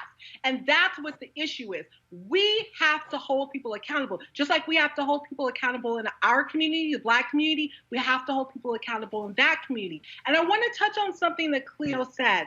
Cleo makes a lot of really good points, but one thing I want to offer out there is that this is also a generational thing, right? So when you talk about Gen Zers and millennials, because of the work that people like Cleo did, the work that people like I did and Keith Boykin and others, yeah, they get to walk a little bit freer, and they weren't prohibited in their thinking and in who they were in ways that we were. So when you talk about having to have this conversation in Black America, I agree, but let's be clear on who that conversation has to be had with. It has to be had with Gen Xers, baby boomers, and the silent generation, because I see Gen Zers and millennials as being more accepting of who people are. It's not an issue for them. Abdullah? Yeah, Jasmine's right. David and Abdullah. David, go ahead. Yeah, I was going to say the data shows that more than 70% of students in high school identify as anything other than strictly heterosexual. And that's not to say that there's a gay agenda. If there is one, I'm looking for what I want the Cliff Notes. But it is to say, as Jasmine articulated, that young people understand that the binaries that have existed, black, white, boy, girl, pink, blue, gay, straight, don't really work for anyone. And so it's important for us to acknowledge that. As Jasmine also mentioned, because Cleo created a term, same gender loving, there is a word, an affirming word for some of us that exist here. We were having a conversation just earlier this week with some Haitian brothers and sisters and acknowledge that kind of word doesn't exist in Haitian Creole, right? And when we think about how beautifully diverse our community is, there's so much more work that can and needs to be done within our community. Just this weekend, we lost a 17-year-old black trans girl, Bria, who was murdered in Arkansas. And few people are saying her name, right? Few people are saying her name in the same way that fewer people are saying the name of Breonna Taylor. And we should acknowledge that misogyny has everything to do with that. We talk a lot about George Floyd, and we should. Fewer people are talking about Tony McDade, the black trans man who was murdered by the police in Tallahassee less than a week after we learned the name of George Floyd. And so I say all of this to say that it's complicated, it's tough, and it takes a whole lot of us doing a whole lot more work such that we as a community can stand better together so all of us can be free. Abdullah? Yeah, I was just going to say, I agree with both of them.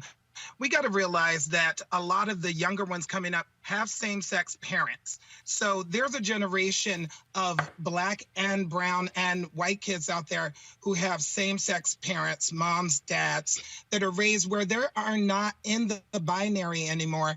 And truly, it's up to the black community to really look at how we have been in that little binary bubble, to let all of us be here today, which is wonderful, to be open and honest and have a real conversation with black and white America about being a black queer. You'll see a lot of non-binary people that are white getting a lot of spotlight, but you won't see somebody like me or others getting that kind of spotlight because it's like, oh, make a choice. And Jasmine, you are absolutely correct about what you were saying about Ed Buck, because I might get in trouble, but, you know, he gave so much money to HRC, none of the gay community in Los Angeles was talking about it at all. But we as Black people have to realize that all Black lives matter, including trans and gay, lesbian, bi lives, so that those crimes that Ed Buck committed will get investigated and will have support. Cleo, I had the president of HRC on the show last week, and he made clear that the LGBT movement stands on the shoulders of Black people, on the Black freedom movement, the civil rights movement. When you talk about accountability, what Jasmine also talked about, and atonement, for you, what does that look like? Well, I saw that show. I saw your interview with him. He's quite impressive. White folks did a good job of making sure they had a Black person in front of their movement so it could look like it was inclusive, though it historically and paradigmatically and culturally is not. All I can say is that, and I go back to what I think is most important, is that our community needs to have Black conversations about these issues. We have not had them. For example, one of the reasons why the Black community is apprehensive to address transgenderism, particularly male to female transgender, and feminine men and homosexual men, is because there's a history of castration, destruction, and attack on Black men, and emasculation of Black men in this society, both in contemporary society and in the past society. Without a conversation, it looks like trans people and feminine men are that way as a result of white oppression. I don't necessarily believe that. I know that there's more going on to people than what white folks do. Naturally, same gender loving, feminine, masculine, the whole gender spectrum occurs among people of African descent. But I'm real clear about why the Black community is looking sideways at this LGBTQ force coming into a movement that was inspired supposedly by the murder of Black men, which has the highest rate of murder by the state of any group in this country. I don't know if I'm frozen or not, or you can just hear me still. We still got your audio. Keep talking. Okay. If I say Cleo's broken up, that means you good. Keep going. So we need to stop denying that there is a white puppeteer behind a lot of what's called Black and gay stuff. I mean, there's other things that I would like to say, including about the genesis of NBJC, some other things that I know about because I've been around so long, but it's better to have that conversation face to face. I'll just reiterate that one of the reasons why Black people are not trusting this LGBT infusion into an allegedly Black movement is because there's racism and white supremacy from the white gay community. And the stuff that Jasmine mentioned before I left earlier about atoning, that atoning has not occurred. Just the other day, a young Black man talked to me about being on one of these apps, these dating apps that they have, and a white man trying to pick him up. And when he refused him, he said, well, I can go get some BBC someplace else. And David and Jasmine know what BBC means. I don't know if you do, Roland. No. You know what BBC? No. Okay. Well, okay, I know what that means, but I don't this know is what a you were digital saying show. about It's your show. NBJC BBC earlier. I want to means talk big about Black that. cock. And Black men are often reduced to being just that and treated like thugs and objectified beings by the white gay community. I'm not impressed when Black people find acceptable Blacks to sit in front of their machines, like the brother who's sitting in front of HRC. The C is still for Caucasian. That's what it should be. He's just there to give the impression of that there's no racism, and there is. So again, the reason why the community, people in the community are looking sideways at this whole thing is because of the history of racism.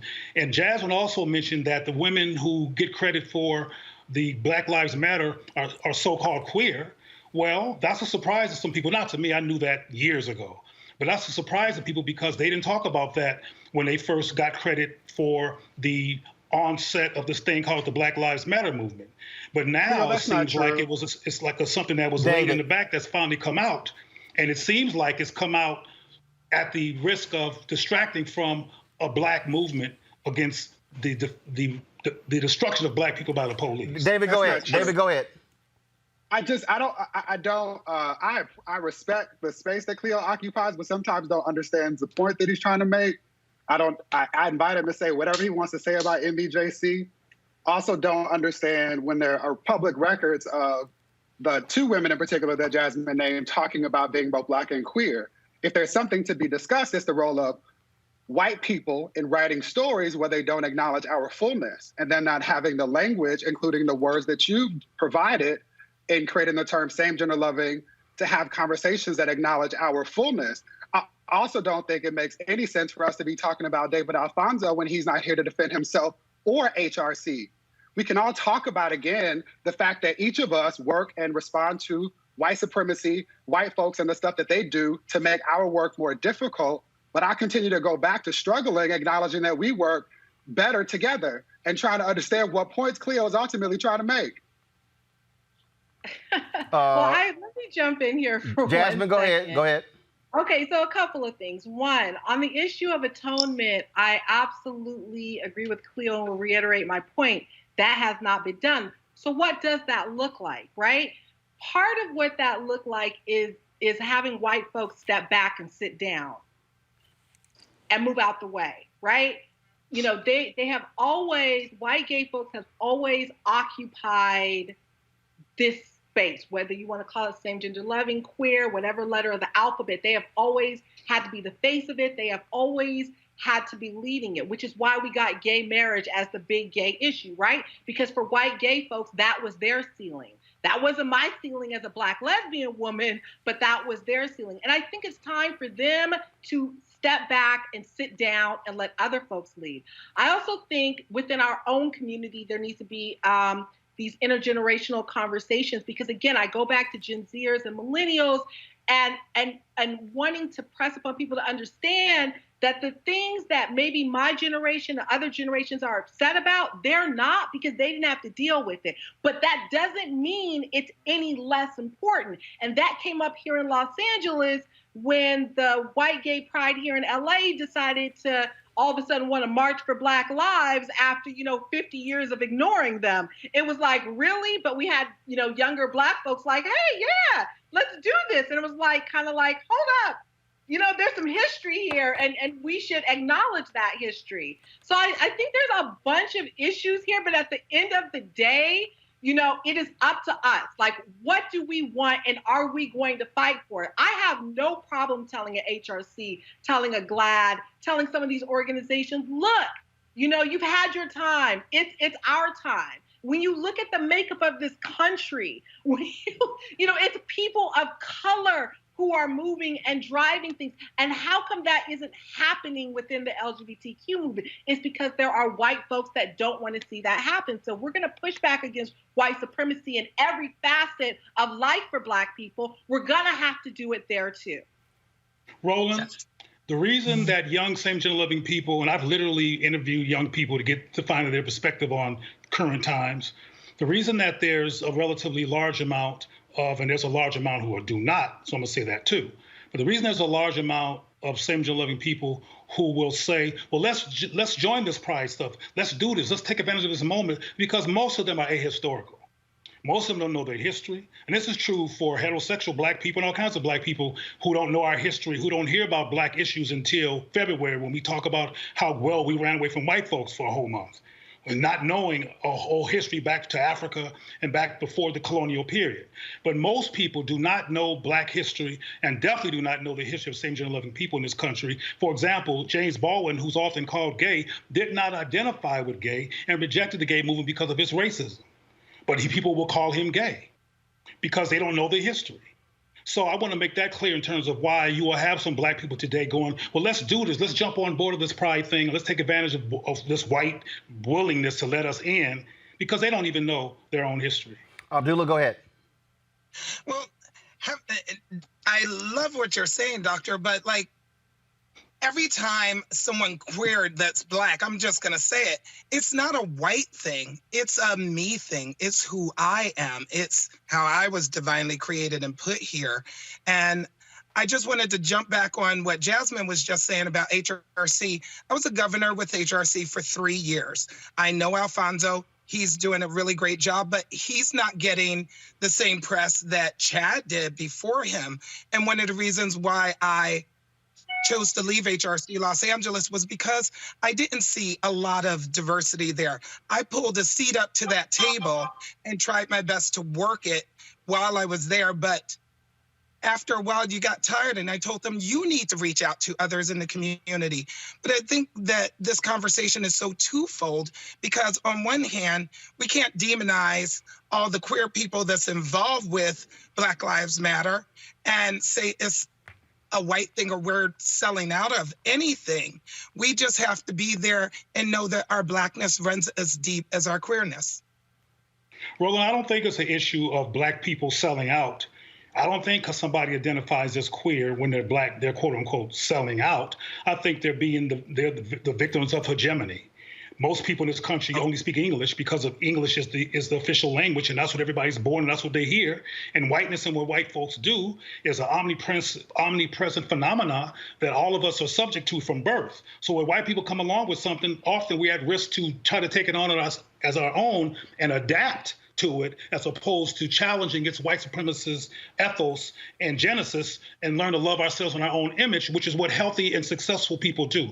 People who are successful, including the white gay community, are such because the very root of their culture, their symbology, how gayness came to be in this country in terms of the current construct, totally affirms them. Lesbians from Greece, queer from Britain, the pink triangle from Germany, the whole thing affirms them, which is why they do well. The reason that we don't work together necessarily and have the same footing from a culturally strong basis is because we have been interrupted by whiteness, and that whiteness has seduced us, and some of us have learned to refer to ourselves from white paradigms, and it creates a schism and destabilization. And that's why this community is one of the most destabilized communities in this country, because it is not coming from a culture affirming place as Black people in terms of how it operates. I don't think any of us disagree with Cleo, your very pointed and thoughtful critique of white supremacy and the way that it works. And it is important for us to acknowledge that as long as there have been Black people, we have been incredibly and beautifully diverse. A part of me feels like we spend a lot of time talking about gay white people, and one of the ways that white supremacy works is taking up space, even when Black folks are supposed to be dreaming or healing or otherwise talking about what they need. And so I want us to acknowledge that and to be liberated and appreciating that each of us can celebrate the ability to choose different terms and to access the language and histories that exist to be fully realized in the ways that make the most sense for us and feel the most native for each of us. I think that there's the ability for us to do all of what we've described in ways that will respond to the very ways in which white supremacy seeks to deny us the ability to do all of that. One of the things Can I add yeah, go ahead. I just also want to add, like, as a journalist, as someone who is on television a lot and on the radio who has to try to explain things to different communities, I use the language that's going to help my audience understand what I'm talking about. So sometimes same gender loving is not that phrase because they'll be stuck on stupid, not understanding what I'm saying. And it's easier to use a word like queer, even though I don't identify as queer, but I understand that there is a large segment of the population that I'm talking to that does. So I think we need to take all of that into consideration, particularly when we're talking to Black people and we're talking to our people. That has been something that I have struggled with, like I said, just as a talking head, using words that I'm not necessarily comfortable with, but understanding that you have to know your audience. And I know you know about that, Roland.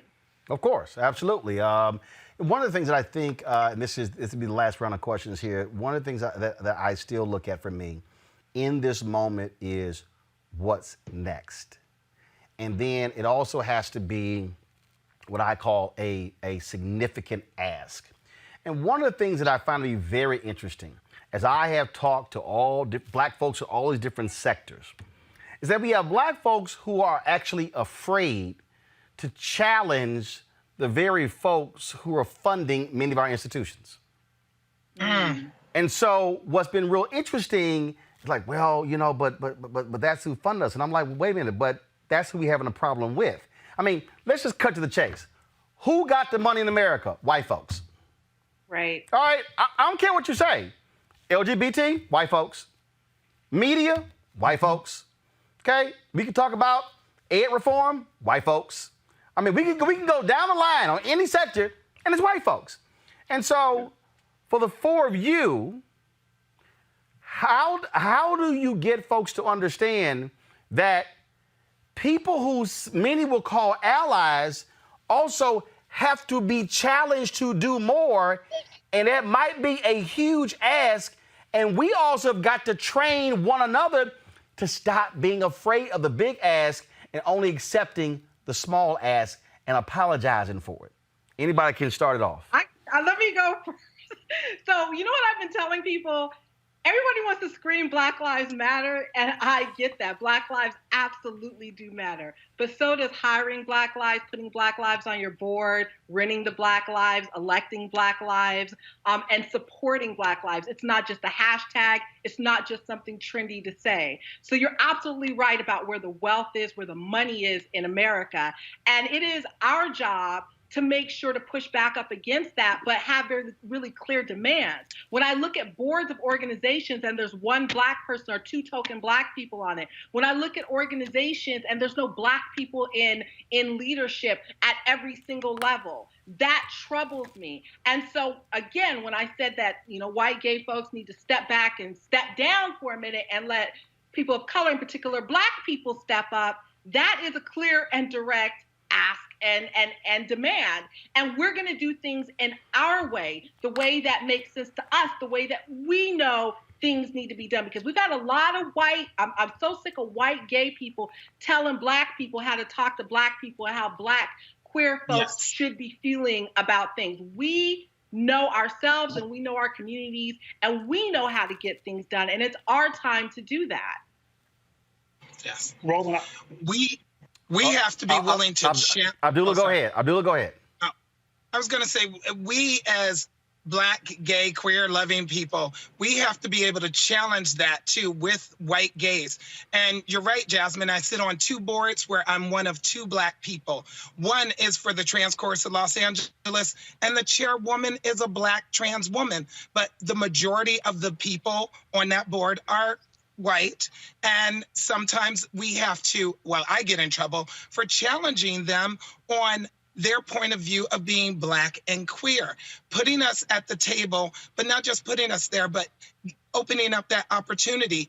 Just ICM put in Deadline Hollywood, they're going to hire more Black assistants. Well, I don't want to be another Black assistant at ICM. Give me a shot at being a Black agent at ICM, then we can talk. So that needs to open up all across the board for everybody.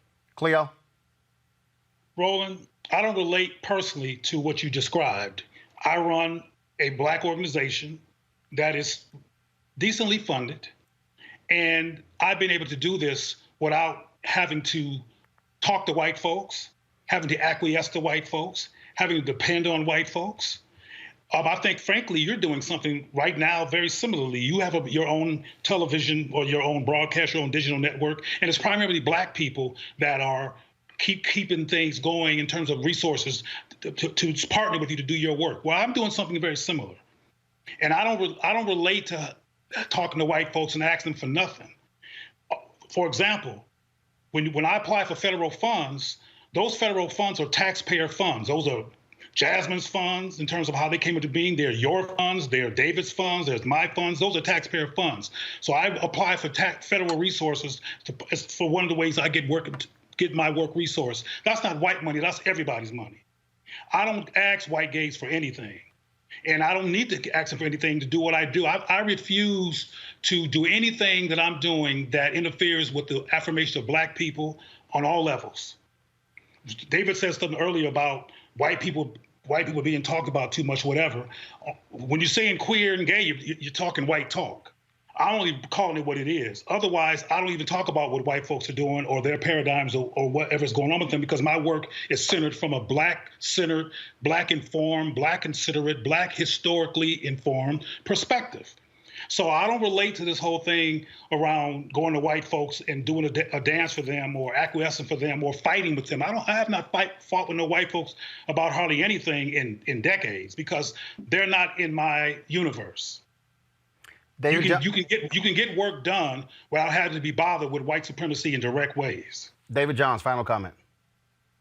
Yeah, for those who aren't as bold as Cleo, can appreciate that Derek Bell, one of the founding fathers of critical race theory, reminds us that interest convergence means that white folks won't let anything happen for us unless it benefits them.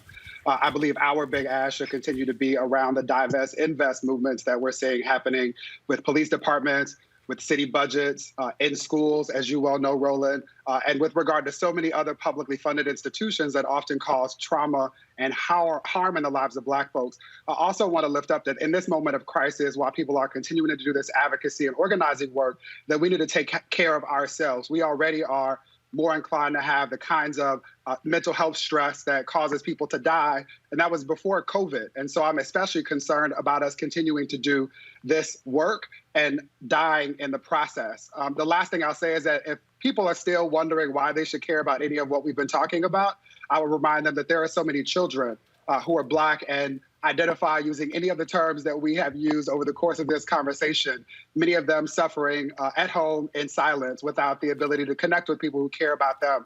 My hope and my big ask is that you would find ways to learn some of this language, to know more about all of these histories, and to stand with folks who are Black, queer, trans, non-binary, and all of the other terms, because it is often us who continue to sacrifice for the rights that other people, including Black people, take for granted. David Johns, Jasmine Koenig, Cleo Monago, Abdullah, I certainly appreciate it. All of you, great conversation. Thanks a lot. Thank you. Thank you very much. All right, folks, our final story before we go. A group called #BlackFemaleAnonymous dropped a post over this weekend that hit like a bomb saying the truth about Essence. Go to my iPad, please. In this particular piece, they claim that there are fundamental issues at Essence. They are calling for, this is what they say, we demand the immediate resignation of Essence Ventures owner and Chief Executive Officer Richelieu Dennis, Essence Ventures board member and former Essence Communications CEO Michelle Ebanks, Chief Operating Officer Joy Collins Profit, and Chief Content Officer Mona Liu. They are calling on AT&T, Coca-Cola, Chase Bank, Ford, McDonald's, Procter & Gamble, Walmart, and Warner Media to immediately eliminate all active or future sponsorships and media buys at Essence Ventures until the company is under new leadership. They say the Essence brand promise is fraudulent. They also say that they have had an abuse of power against Black women, and that they also they talked about the treatment, the pay, and how Black women have been treated at the company as well. Now, the folks at Essence responded today with this statement. They released a quite long statement. They said, candidly, the last 24 hours have been heartbreaking. At Essence, we uplift the voices of, provide platforms for, and generate opportunities that elevate Black women and communities, have done so for 50 years. They say they talk about anonymity, says still anonymity does not negate accountability. Facts will always matter, and we are not afraid of the truth. The allegations and mischaracterizations throughout, whether of pay inequity, intimidation, and otherwise, are unfounded attempts to discredit our brand and assassinate personal character. Further, accusations of sexual harassment or misconduct are extremely serious, and we fully understand the gravity of the implications. Now, Black Female Anonymous, they said that unless the resignations happen in 5 days, they will begin to drop more information. So we'll certainly see what is going to happen next.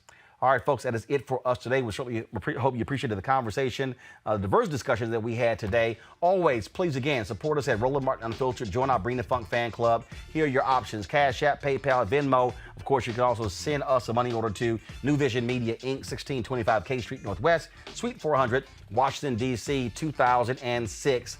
Great conversation we're going to have tomorrow, folks. Dallas Mavericks CEO owner Mark Cuban is going to be right here on Roland Martin Unfiltered. Y'all know that's going to be lit. I'll see y'all tomorrow.